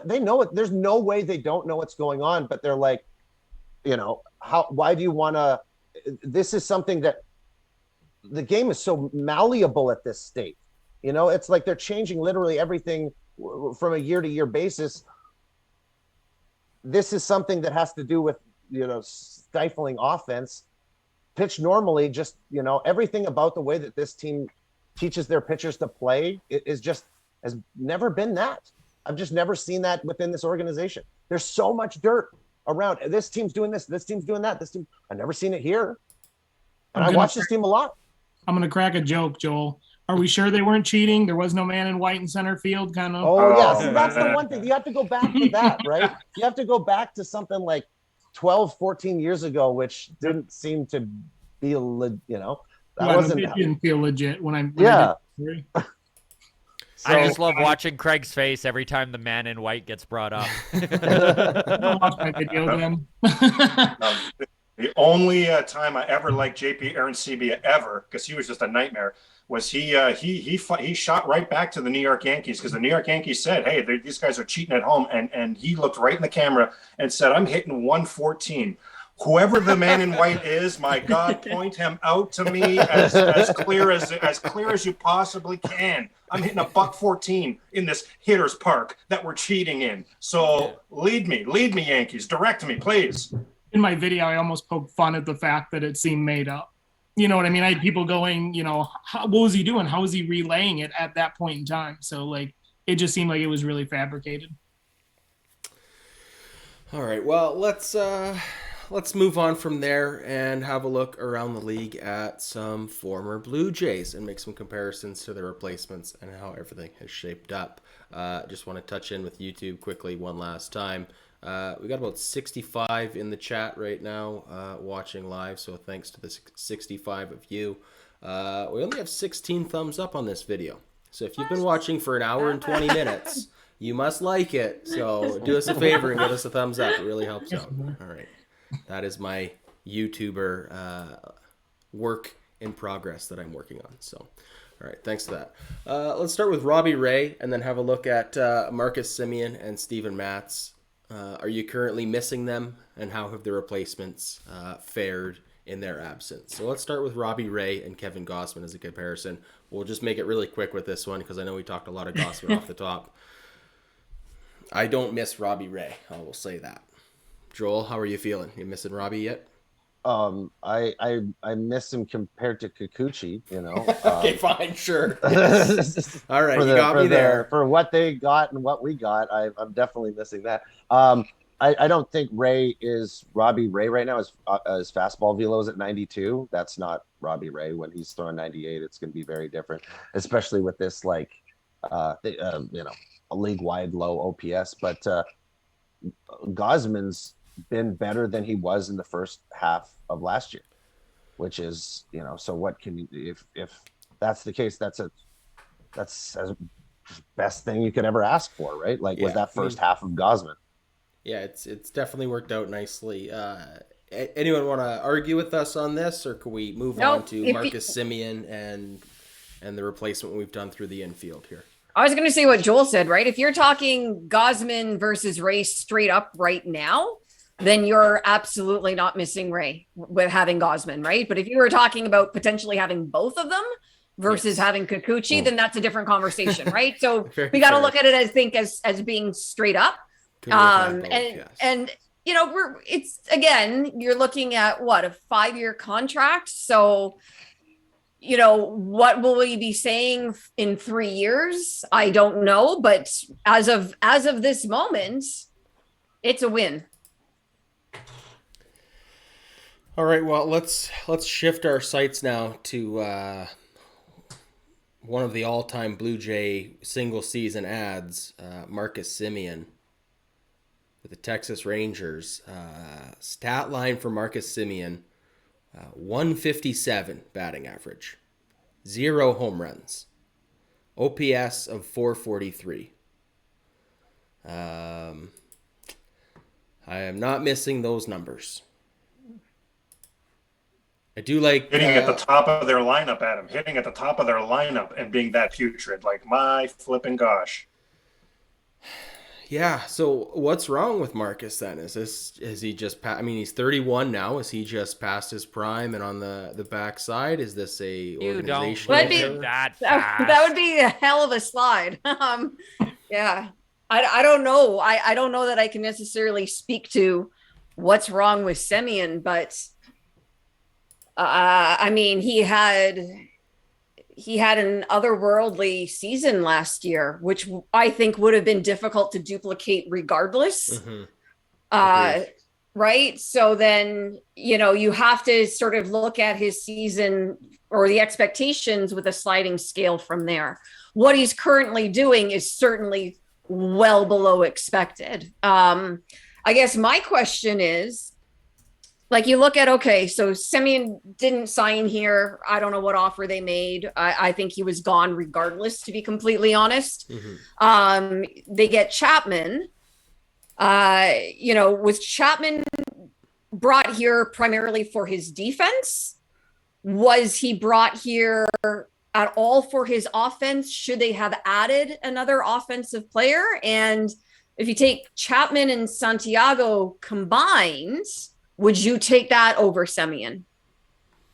Well, here's my comparison is I would rather have Chapman at third and Espinal at second than Espinal at third and Simeon at second. Even if it's last year's Marcus Simeon and he's duplicating what he did and Simeon is doing what he's doing. That's I see raised eyebrows again. I do think the defense at third is really important. That I do agree with. I just thought I'd toss it out there because it's hard to compare. You can't compare Simeon to Chapman straight up, right? In this scenario. Nope. You do really have to look at it as the package deal with Espinal. So, Joel, you look perturbed. I see it as it's a weird comparison to make that. Well, it's because it's just the different type of player that you're getting out of Chapman. Out of Chapman, if like it's weird, you want a 220 batting average. His OPS plus right now is about 105. With a 710 OPS. Yeah. With the glove, that makes him a 5.5, 6 WAR player. Weirdly enough, at the end of the year. I think Simeon was 7.2 last year with that season. But weirdly enough, Espinal will probably, let's say Chapman gives you a 6. Last year, Simeon was a 7.2, but Espinal goes up because he's getting more at bats, and his OPS plus has also gone up this year. So maybe it is a little bit of a wash.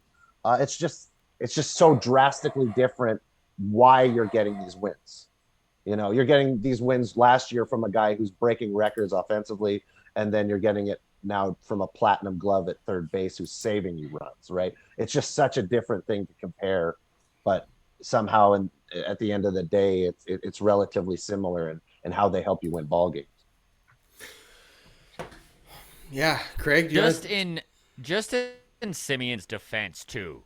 I mean, he is an elite offensive player, and he proved it last year. And there was definitely a heck of a lot more protection around him in the Blue Jays lineup than there is in the 22 Texas Rangers lineup. I mean, it is nice to have Corey Seager hitting after you, but after that, I mean, why would you pitch to Simeon? There's really no reason to give in to Marcus Simeon this year. And it's affecting his numbers. Yeah, Craig, do you want to chime in here on Marcus Simeon and the Chapman replacement and how that's fared?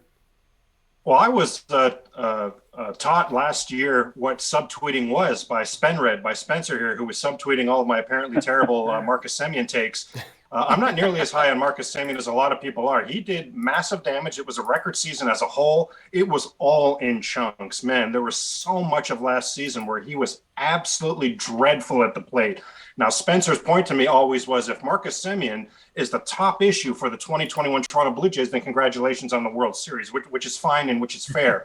But I'm a little bit different when it comes to Simeon. Now, that said, I'm definitely on the other side of coin from what Adam said there. I would way rather have Espinal at third. And Matt Chapman is not just the best defensive third baseman. He's the best defensive player on planet Earth. So he brings so much to the table. But Santiago Espinal does not embarrass himself at third base. And if ultimately you were going to get another season, 40 plus home runs from second, as spread out as it is, and Marcus Simeon is not consistent at all, I still would probably have to go that route. So I guess I kind of have my hand in both camps, I guess, on this one. I wasn't my biggest takeaway on Simeon, and I will shout this from the rooftops all 5 of these years of this contract, an absolute blunder, a major blunder to leave an organization like the Toronto Blue Jays, to go to a completely putrid organization. There is no winning that's happening in Texas in his 5 years there. I hate to be a spoiler alert here for our Texas fans watching. You guys already know there is no winning coming in Texas. The Toronto Blue Jays over the next 5 seasons, something catastrophic will have to happen to make it at least not 4 out of 5 playoff seasons the next 5 for the Blue Jays, like Vlad breaking a leg and missing huge things would have to happen. So why you walk out the door from the Toronto Blue Jays, I have absolutely no idea. I thought that was a major blunder. That's my number one takeaway on Simeon. His decision-making, major blunder. Craig just taunting the pandemic gods out there. He's like, something wild would need to happen. So. Oh, no. I did not mean to do that. Oh, Lord, I did not mean to do that. Oh, Lord. I literally knocked on wood when you said Vladdy breaking a leg just in on my desk too, Jen. Just bad tacos for everyone. I do want to just point out before we move on to the next subject here. We're on episode 14 now. We've been doing this for 3.5 months, these Sunday night long tosses. And I'm so thrilled that we're finally starting to fight with each other. Like, the level of comfort that we have. I mean, the first few episodes was nothing but, yeah, Vladdy's great. Yeah, Bo's great. I mean, there's nothing but rah. But Jen is very surly in general. Jen brings a lot of negative vibes. I'm loving it. Yeah. All right. It took baseball to piss us off. Yeah, exactly. Are we going to compare Mats and Kikuchi? No. Because that's a wash. That's a depressing wash. I don't know. I still Verdict is just still too out on Kikuchi to really even. How? I don't know. Is it? Or is it just done? Thank you. How is the verdict that he pitched an entire season in 2019? That's 6 months. 2020 was 2 months. That's 8 months. All last season, that's 14 months. This season, that's 15 months. Yeah. He's been good for 1.5 months, and Joel will tell you why he was good for those 1.5 months. This is nothing new. New. He's as bad as he's always been. I'm with you. I know. As soon as I started that sentence, I was like, I mean, that's the Blue Jays fan in me, right? Like, I'm trying to give benefit of the doubt, but I can't even. I mean, last week, Jen talked me off of the Kevin Biggio train. I think I'm gone there now. I've fully retired. I've cashed my ticket in, and I think I'm off the Kikuchi train now too. Thanks for that, Craig. If Pete Walker can turn around Kikuchi, like, the guy needs a key to the country. Well, that's what I was just about to say, was that I don't know if that was the expectation. Let's see what he can do with Pete Walker, but it's thus far, it's definitely not looking promising. So, well, it's drastic changes. Like, are you seeing what they're doing now? They cut his delivery down. He doesn't do the hesitation leg. They're trying everything. Sure, they are. Desperation, right? He's gonna come out and throw right-handed next time. Oh my gosh! You imagine? By the way, I know. I agree with everything all of you have said about Kikuchi, but Steven Matz, I don't know if you guys have been paying attention, but he's like got a minus 0.3 wins above replacement right now. He's got an ERA over 6. He has not looked like the Steven Matz we saw with the Toronto Blue Jays in 2021. So no one who's left is faring well, it seems. No. Yeah. For whatever reasons. Don't leave Toronto. Don't leave Toronto. There's a lesson in there somewhere. Yes. Tell Bo. All right. Let's move on then slightly here, and then we got a bunch of YouTube comments here to get to. League offense all-time low. We kind of talked about that already. The pitch comm is a factor. I don't think that's quite getting enough of. It's not being valued enough in how much it's giving an advantage to the pitchers. I mean, we watched it today, right? Like, the pitchers have the signal before they even step on the mound. I love it. So, like, it's speeding up the pace of play, which, like, I mean, for fans, great. For the business of baseball, great. For hitters, not so good, right? Like, when hitters are used to having 35 seconds to settle in between pitches, I think that's really playing a big role. Joel, let's start with you, because I know you're a big stats nerd. So how much is, you just did the video on the breakdown of offense being down across the league. So run me through all the factors and tell me why something is more of a big deal than the pitch comm, because to me, that's the number one. Okay, so I think, like, the wild thing is all of these changes at once. Mm-hmm. Okay, all of the DH coming in, the balls have, like, look, we went from a 2019 season where we saw the most home runs in baseball history to a all-time, we're like in 1880 right now. The Baltimore chop is going to come back. Like, it's like we're seeing drastically low, like, offense. But imagine if foreign substance still existed on top of this. Imagine enhanced spin rates on top of dead balls, on top of pitch comm, on top of humidors, on top of the outfield having the things in their in their hats, so they know it's an away fastball to get an added jump on the pitch that's coming. The extended bullpen size that you get at the beginning of the year, like, all of these things together. Hitting is the hardest thing to do in sports. It's the hardest thing to do by far. And any one fractional change can make it so much, it can have such an effect. And so, like, I think pitch comm, like, beyond the dead balls, beyond all those other things that I just mentioned, pitch comm, it gets you on the same page for a pickoff. It's not, you're not doing this, fastball away, right? Like, and then you can, like, tap your glove that you prefer it, like, you don't want it down in a way, you want it here, and you have to kind of signal to the batter in some way, shape, or form. You get your body into the position, however you're signaling it, however the guy on second base is able to relay it. You press a button, fastball, low and away, fastball up and in, two seam, low and in. It's every bit of it's not. Where does he want it? Does he want it in, or does he want it low and in? You know, now that's directly told to you at a quick speed, and the enhanced speed that pitchers have to attack. It's like the quicker that you get, it's like speed chess. You know, it's like the batter is sitting there and they're like, all right, what did he give me here? He gave me 2 cutters. And it's just like, oh no, I gotta get in the box here. I gotta get ready because he's already ready to go. That enhanced batters aren't used to that. The balls aren't going as far. The shift is still intact. We're hitting with the mentality of the shift going away next year. So why turn our swing around this year when our careers will be dependent on the shift not existing next year? It's just like, you can't do all these things at the same time. I understand why nobody's hitting. Have you seen the numbers on relievers too? It's crazy. Like last season, the Giants were the only team with an earned run average under 3 at 2.99. There is 8 teams right now that are below 3. Wow. You know, I mean, it's crazy. 15 teams with an OPS under 700. There's 4 teams with an OPS under 600.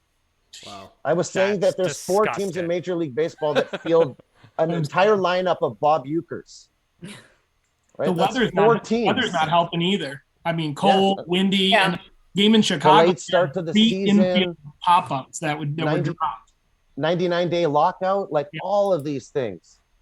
We also just watched this Yankees letter get put out there into the public. I know that there were a lot of analysts like Jefferson who said it was a big nothing burger, but it does go to show how much sign stealing was going on, and that there obviously were teams that were going out of their way to cheat more or less. And now that you've got PitchCom and I'm not saying that there's cheating across the league, but even if there's only a few teams, that's also going to affect the overall numbers, right? If all of a sudden you can't steal signs anymore, I think that's part of it too. Could very well be.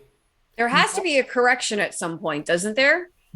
Right? Like, even if it's just, you're looking at it, whether it's the players, the hitters making adjustments, or Major League Baseball looking at it and saying, okay, well, if we want to get more fans to buy into the game, we gotta figure out a way to improve offense again, right? Take the balls out of the humidors, right? Well, so you get rid of the humidors, or you introduce a new ball again, right? Yeah, how many games was it? 1 run or 0? You had that in your video. How many games were they not? It was like 1 run or 2 runs a game. Saturday, every team plays. 12 teams scored 1 run or less. It's crazy. 12 teams scored 1 run or less. It's never seen anything like that. You're seeing the least amount of home runs in games for like, we're going back 10, 15 years since we've seen days that have this few home runs. It's like, and what's wild is that the evolution of the game from a hitting standpoint is something where they're like, okay, like strikeouts are up, let's increase launch angle, let's try to slug more. And then so the entire approach to hitting drastically it changes, how you teach it, how it's being brought up. And then the league's like, oh, we'll just change baseball overnight and none of that matters anymore, so start over. And you're like, what are you doing, Manfred? Like, there was a stretch of baseball for like 30 years where they added the DH to 1 league, and that was the only change that they made. And now they're just doing 100 changes a year. It's too much. A lot of experimental bullshit going on right now. I don't know. We did kind of mention the idea of like the humidors across the league to deaden the ball. I don't think that's going away anytime soon. I think that home runs being down is what the MLB wants. I think balls in play is what the MLB really wants. I mean, I don't know who's quacking at me. It's the Mac I'm on. My daughter's connected to it, so she's getting a call. So I'm like, hurry up, hit the decline. I should have just came up with a better story of a pet duck that walks around. All right. I'm kind of over this whole topic of baseball being down, because I mean, I've just watched the best month of baseball I've watched since September of last year, if I'm being honest. But April was a lot of fun for Blue Jays fans, so I feel guilty even complaining that offense is down around the league. You watch, come June, the MLB will just give us juiced balls all over. That's what I'm saying. They have to make a correction somewhere, because I don't think that's it. I don't see home runs going up as being the answer that baseball wants, because I do think that Not necessarily home runs, but more offense, right? Yeah, they more, definitely more need more excitement offense, in more the game. balls in play. But I don't know if necessarily putting more pop in the balls is gonna be More the casual fan wants offense. It's like if you do all these things to remember the Pete Alonso thing where he got all frustrated about the changing the balls Clap tackling him? Oh yeah, he's had a rough year, Alonso. Balls in the face, car accidents. Yeah. But he said in 2021 that like baseball can't, like every other league has a ball that stays the same every single year. Unless you're Tom Brady. Unless you're Tom Brady, right? But baseball is allowed to own their means of production for the baseball and do whatever they want to it whenever they want to it. And that's what does that have to do with, like, what about betting? Like, we're in such an era where everybody bets, and if you're allowed to, literally change run scoring by more than a run over last year, it's what does that do for bets? What does that do for over unders? What does that do, across the league? I don't know. Can I ask Rick a question here, and then we'll kind of throw it to everybody? But Rick, you mentioned like the casual fan wants. The casual fan wants more offense. Do you think that only matters about like total runs scored, or do they care how that offense comes? Because to me, my interpretation of quote unquote the casual fan is that they don't necessarily just want 11 home runs in a game. They want more action. Regularly, you hit the nail right? on So the head. balls in play. I mean, defensive highlights like what we saw with George Springer diving for that one against the warning track. That was fucking awesome, right? A lot of people, when I've had conversations, I mean, they're saying, "Oh, it's boring. How can you watch baseball?" I mean, me myself, I can watch a Blue Jays game. I can sit down. I don't need to watch the White Sox. I get MLB every year, and I watch hundreds upon hundreds of games. But for the casual fan, they just want excitement. They don't want a pitcher's duel. I want a pitcher's duel, but they do not. They want constant action. They want to double plays, diving for balls. They want to see that stuff. And that's what baseball's trying to do. They're just trying to keep changing it until they think they can get it right. I thought they wanted 2 hour and 45-minute games. Isn't that what everyone wanted? Want Isn't that going to save baseball? It does feel like we've kind of put too much salt in the chili, and now we're just throwing more ingredients in, hoping that it's chili again. I don't know. I hope they find it though, and I hope they find it soon. Because, oof. All right, we got a lot of YouTube questions or comments here that we got to get to. So let's start getting to these here. First one quickly. So Raps for the Win says, speaking of Kikuchi, how do we get him right? I don't know what the answer is there. Anybody have a opinion on Kikuchi, or have we totally moved on from him? Is there hope at all? Anybody have any optimism for Kikuchi being a starter the entire season? Ben, sir, how about? Oh yeah. Yeah, I do have. I'm optimistic on almost every starter right now. I still feel Ryu can come back and bounce back to his 2020 ways. I feel like Kikuchi in that Red Sox start when he was throwing a bunch of fastballs looked awesome. And I hope Nate Pearson comes back and does anything for us. I'm high on anyone right now until they prove me over an extended period of months that they can't do it. So yeah, I'm high on Kikuchi. And if he's your fifth starter, I think he just needs to be a good fifth starter. I don't really expect a ton out of him.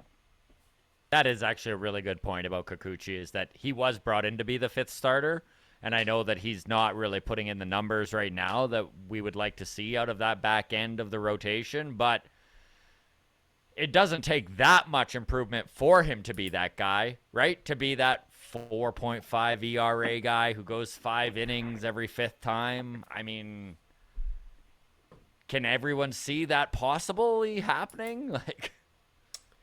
I just see a lot of things being thrown at Kikuchi right now, right? Like, he's got to deal with the language barrier. He's got to deal with Walker literally telling him to do completely everything differently and try to throw a completely different repertoire of pitches. Like he's trying to cut out the cutter. And then the mechanism of like the leg kick and everything, and trying to find his delivery to home. Like everything is being thrown in his face right now. So he's having to change multiple elements of who he is as a pitcher. And we'll see if that works.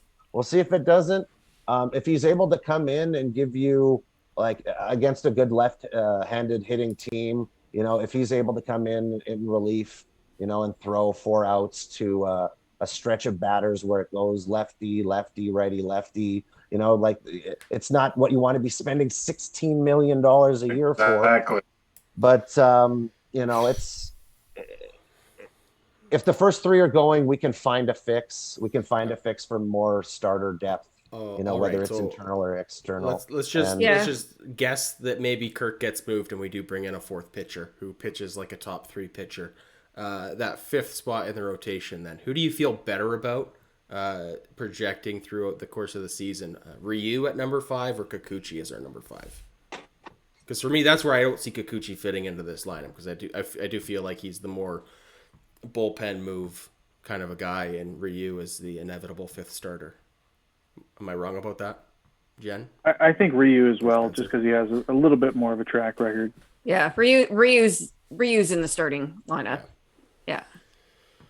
Okay. So is Kikuchi.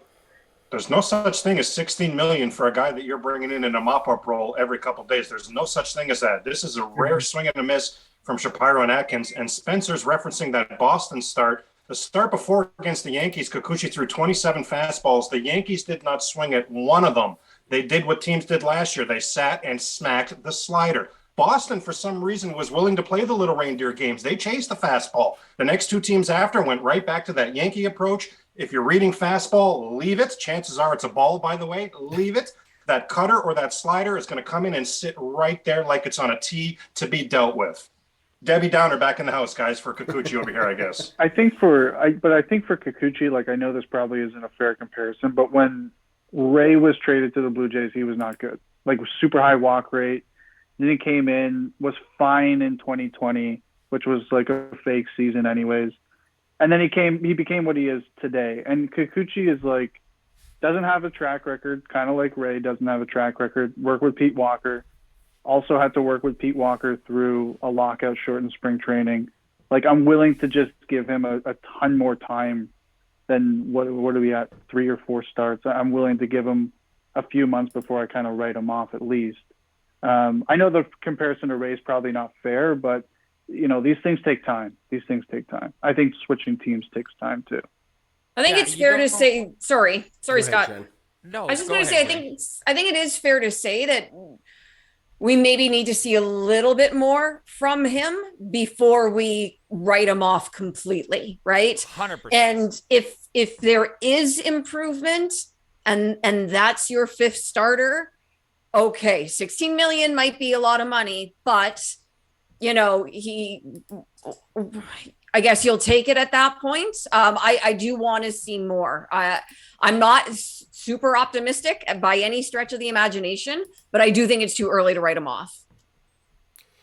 I know Craig said that this was just a rare swing and a miss from the Shapiro Atkins team, but like, how do we just not just figure out a way to move on? Like this playoff window is too important to just accept the fact that we got one wrong with Kikuchi and just let him go and set the game on fire every 5 days. So there's a few things. There's a few things about the way.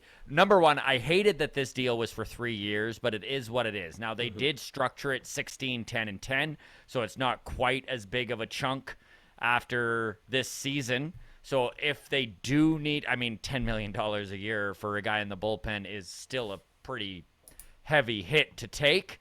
However, not quite as bad as if it were structured 12, 12, and 12, or however they were going to structure that. What was Tanner Roark when we DFA'd him? Was that 12 million we owed him or 14? Yeah, it was 12.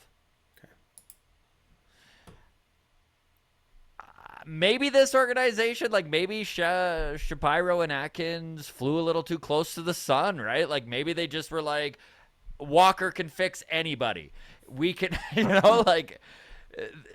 That's a big part of what I'm talking about. Here. Guy, yeah.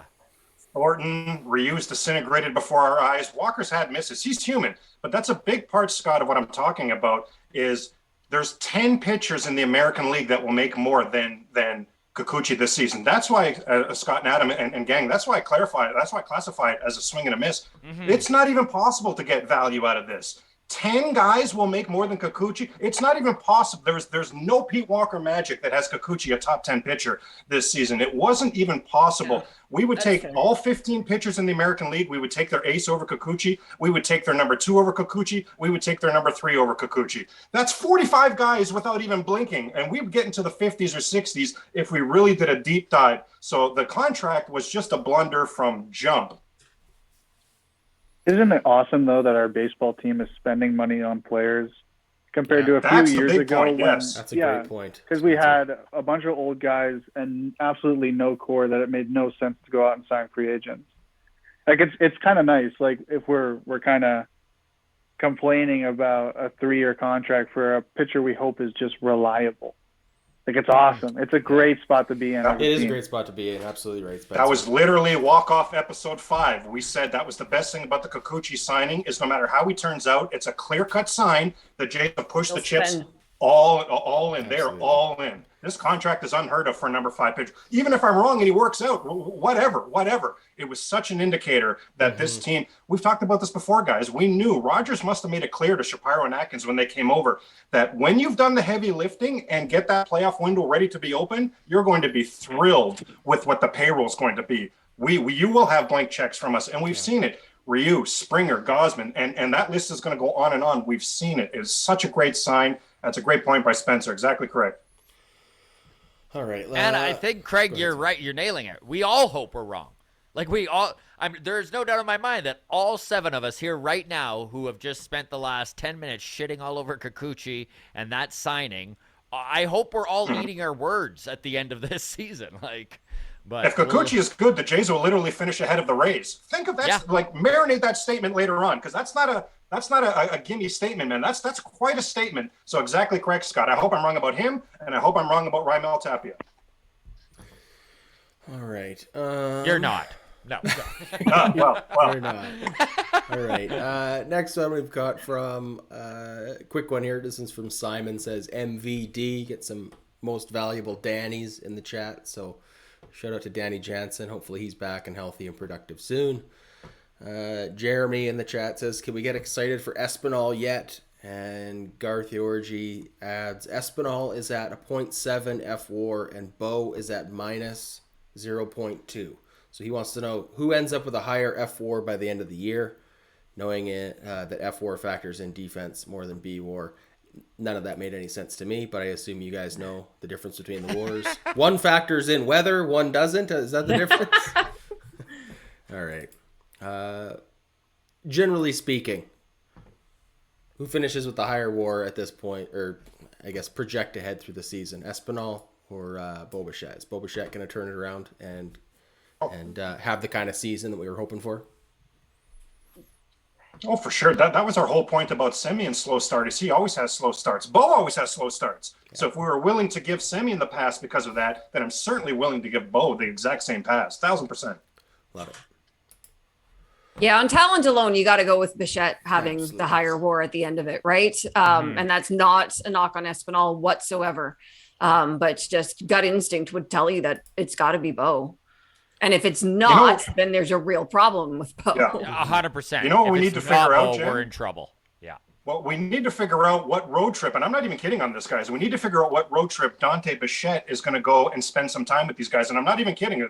A lot of Jays turned it around last season when Dante. I saw that on Twitter today. People asking for him to come back. Yeah.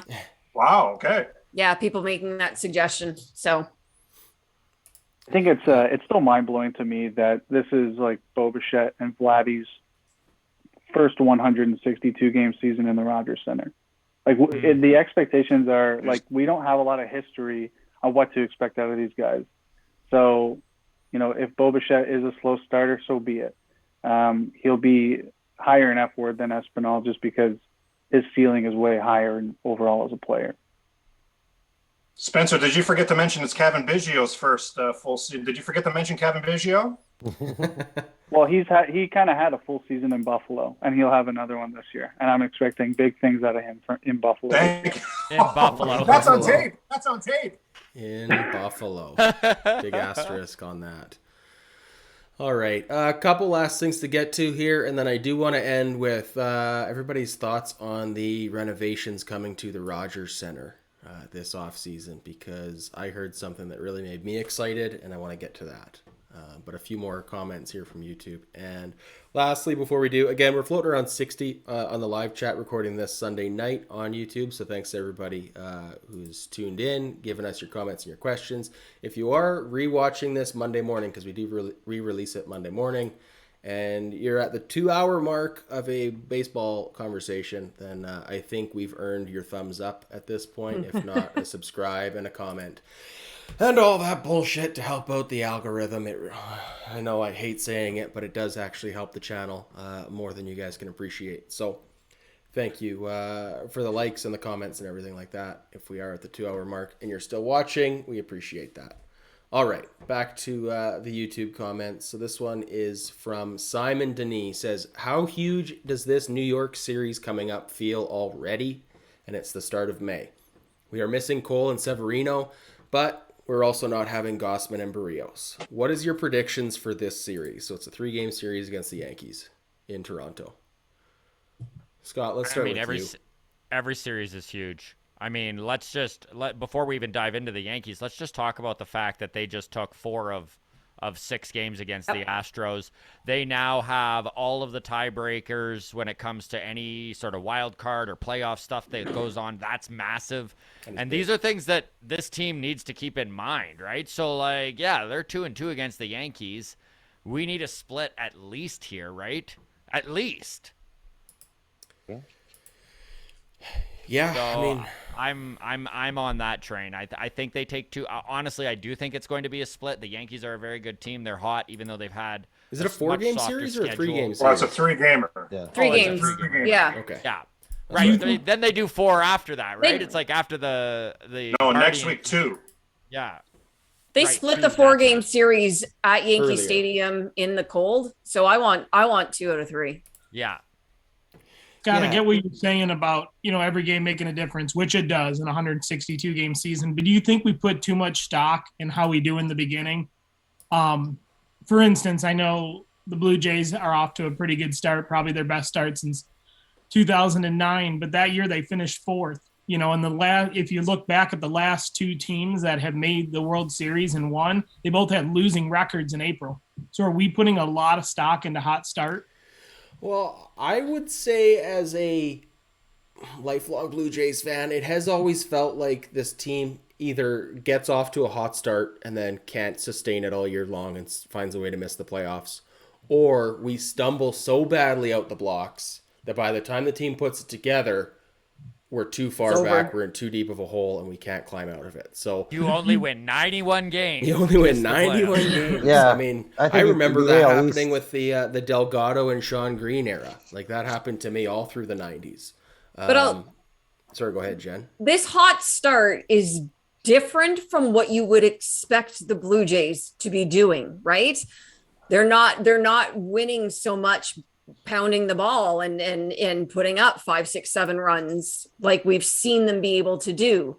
So I don't know that you can put too much stock in what they've currently done, because we've seen them be able to win baseball games in a way maybe that we didn't anticipate coming into the season. And that's a good thing. So then when the offense hopefully does start clicking, they're going to continue to win games. It'll just look different.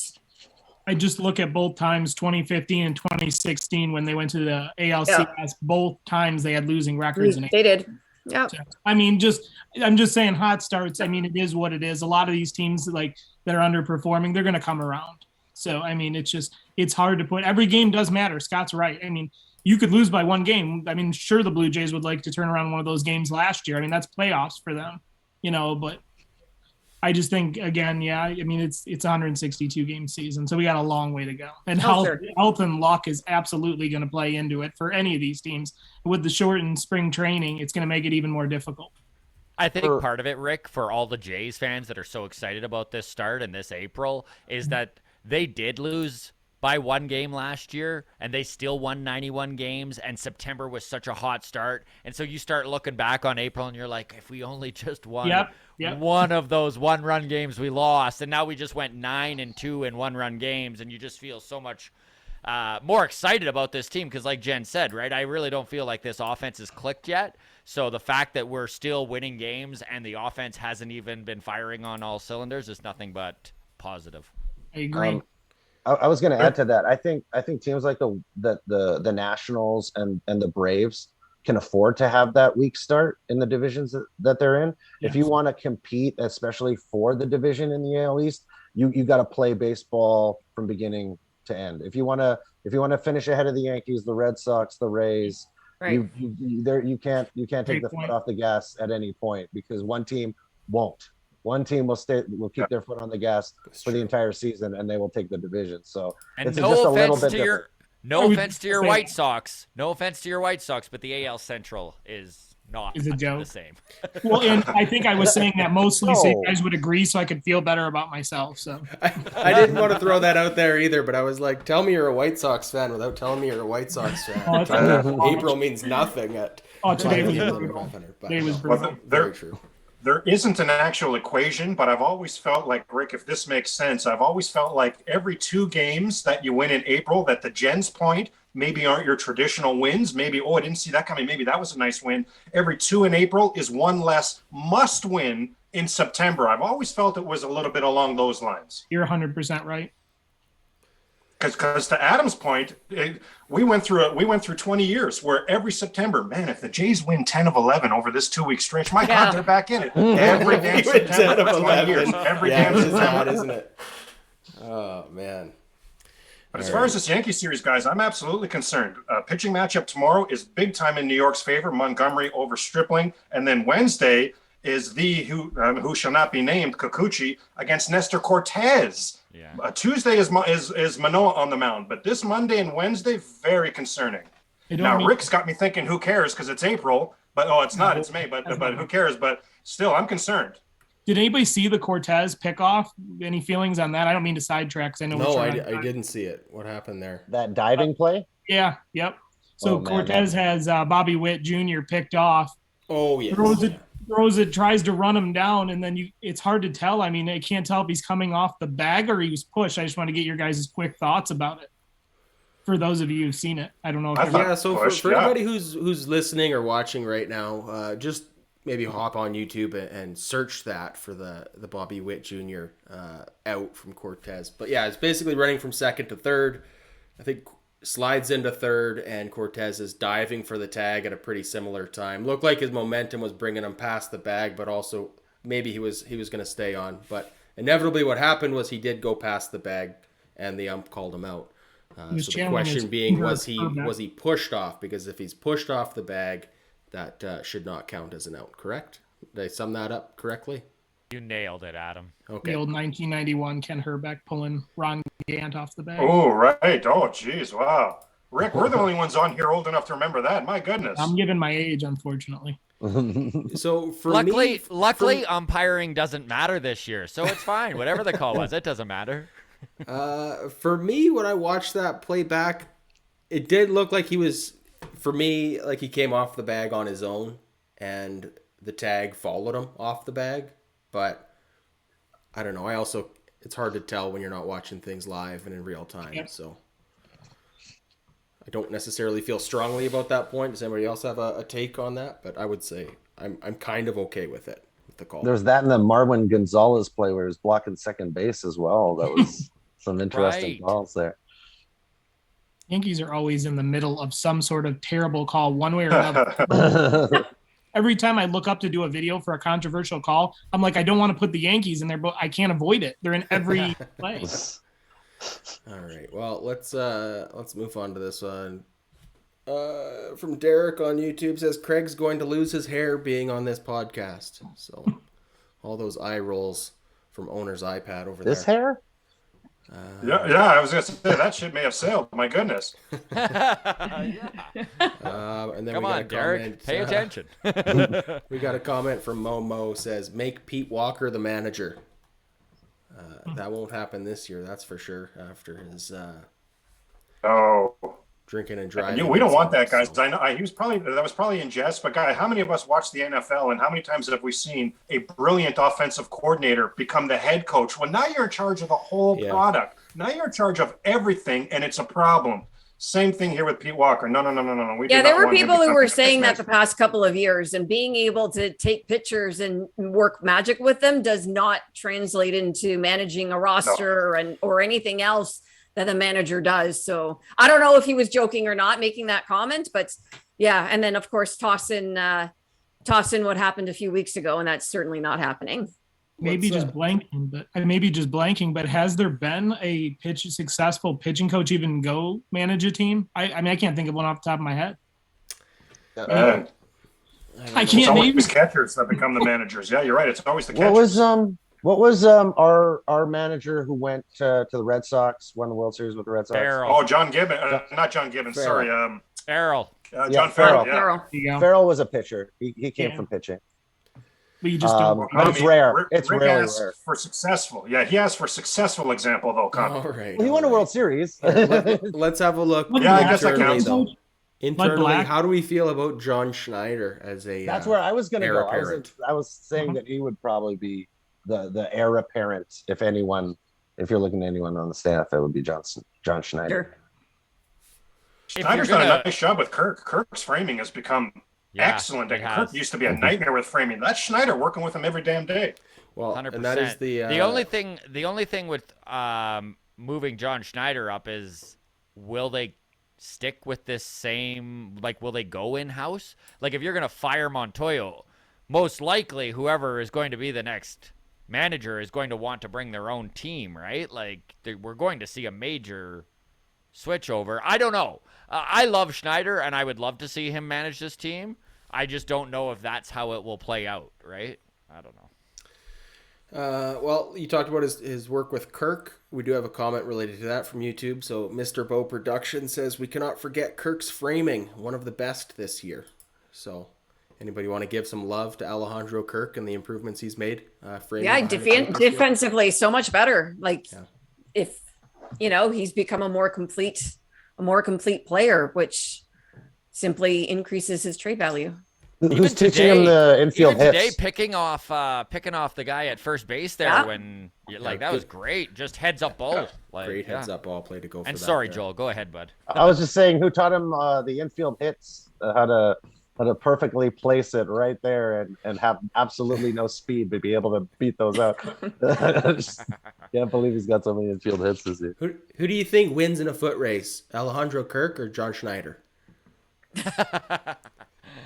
That's what I want to see at the year-end wrap the All-Star party game. It's the real slow guys doing a race, like Miggy and get all the managers out there. Fastest manager in the league. All right. Well, that's about it. I know we've already gone long for time. We're 6 minutes over, so thanks to everybody who's been so gracious with your time. If you do have to take off now, we'll let you go. But I do want to just quickly touch on renovations coming to Rogers Center. They're not building a new ballpark. We've known this for some time.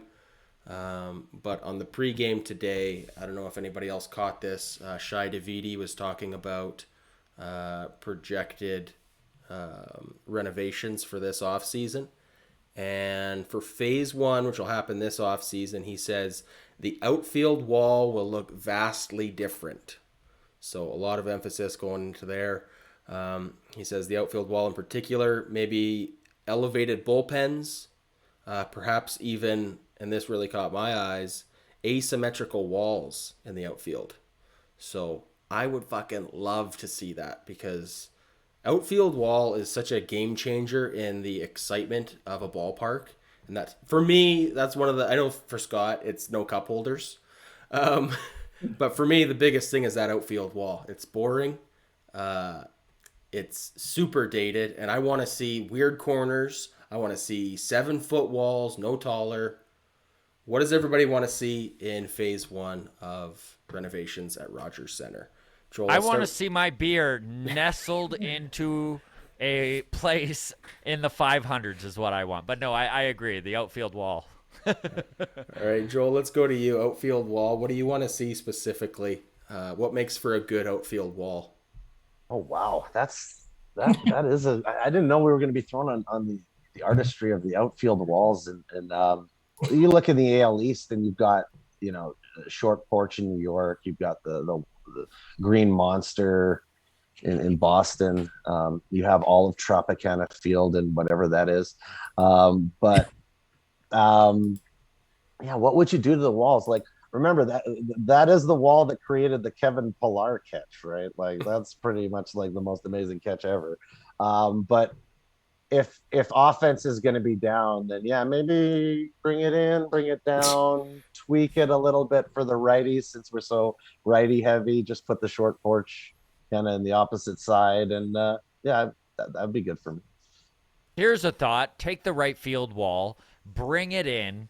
Let's say 50 feet. Let's add 50 feet of height to it, right? We'll call it the Blue Monster. You guys on board? Right? Yes. Yeah, big Cookie Monster painted onto it. Yeah, that'd be great. How about no giant pole in center field in the field, aka Houston? Yes. Yeah, God, that pole. No hill or pole out there. Yeah, hill or pole. I've always loved that. I know it's like stupid and ridiculous, but I miss the pole in the field. I haven't put any thought into this, but I would like to see something that other fan bases complain about. Yeah. Whatever that might be, something that is somehow seen as being like a Toronto advantage. Just like a moat around the outfield instead of a warning track. Yeah, like just something. I don't even know what it would be, but I'm excited to see what it is they come up with.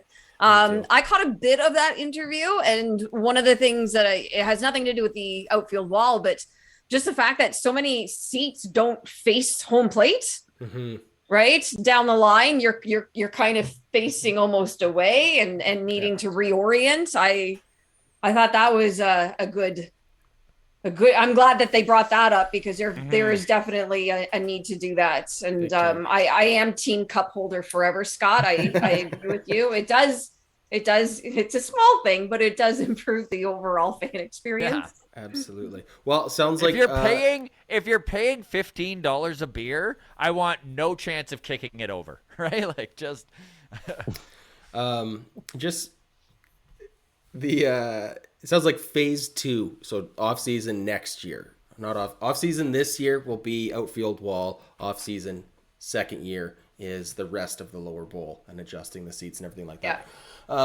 For me, the biggest thing with the outfield wall, I mean, like, I do like weird shapes and geometry in the outfield wall. It gives it character, I think. Kind of weird to do it after the fact, because then it is a little bit more arbitrary. Like, I mean, we talked about the Green Monster in Boston and stuff, and like, there's reasons to have weird shapes to the walls. So to do it now retroactively does kind of feel a little bit hokey. But I want nice, like, I don't know what the right height is for this. Joel, maybe you should do a video on this, but what is the optimum height of outfield wall for home run robbing catches? Because that is, for me, the number one priority. I don't understand ballparks that have like 15-foot outfield walls. Where you have to Kevin Pillar it? Well, where you're like, there's no chance of it. It's like, it's either a home run or it's hitting off the wall and coming back in play. But like, a home run robbing catch is one of the most exciting plays in baseball. So like, why you would even consider limiting the chances of having a play like that? So let's just figure out what is the optimum like jump and full extension height, and then that's the height for our wall. You were talking about casual fans. That's something that would keep the casual fan interested. Absolutely. Robbing home runs. I guarantee that would bring people to the ballpark. That's an excellent point.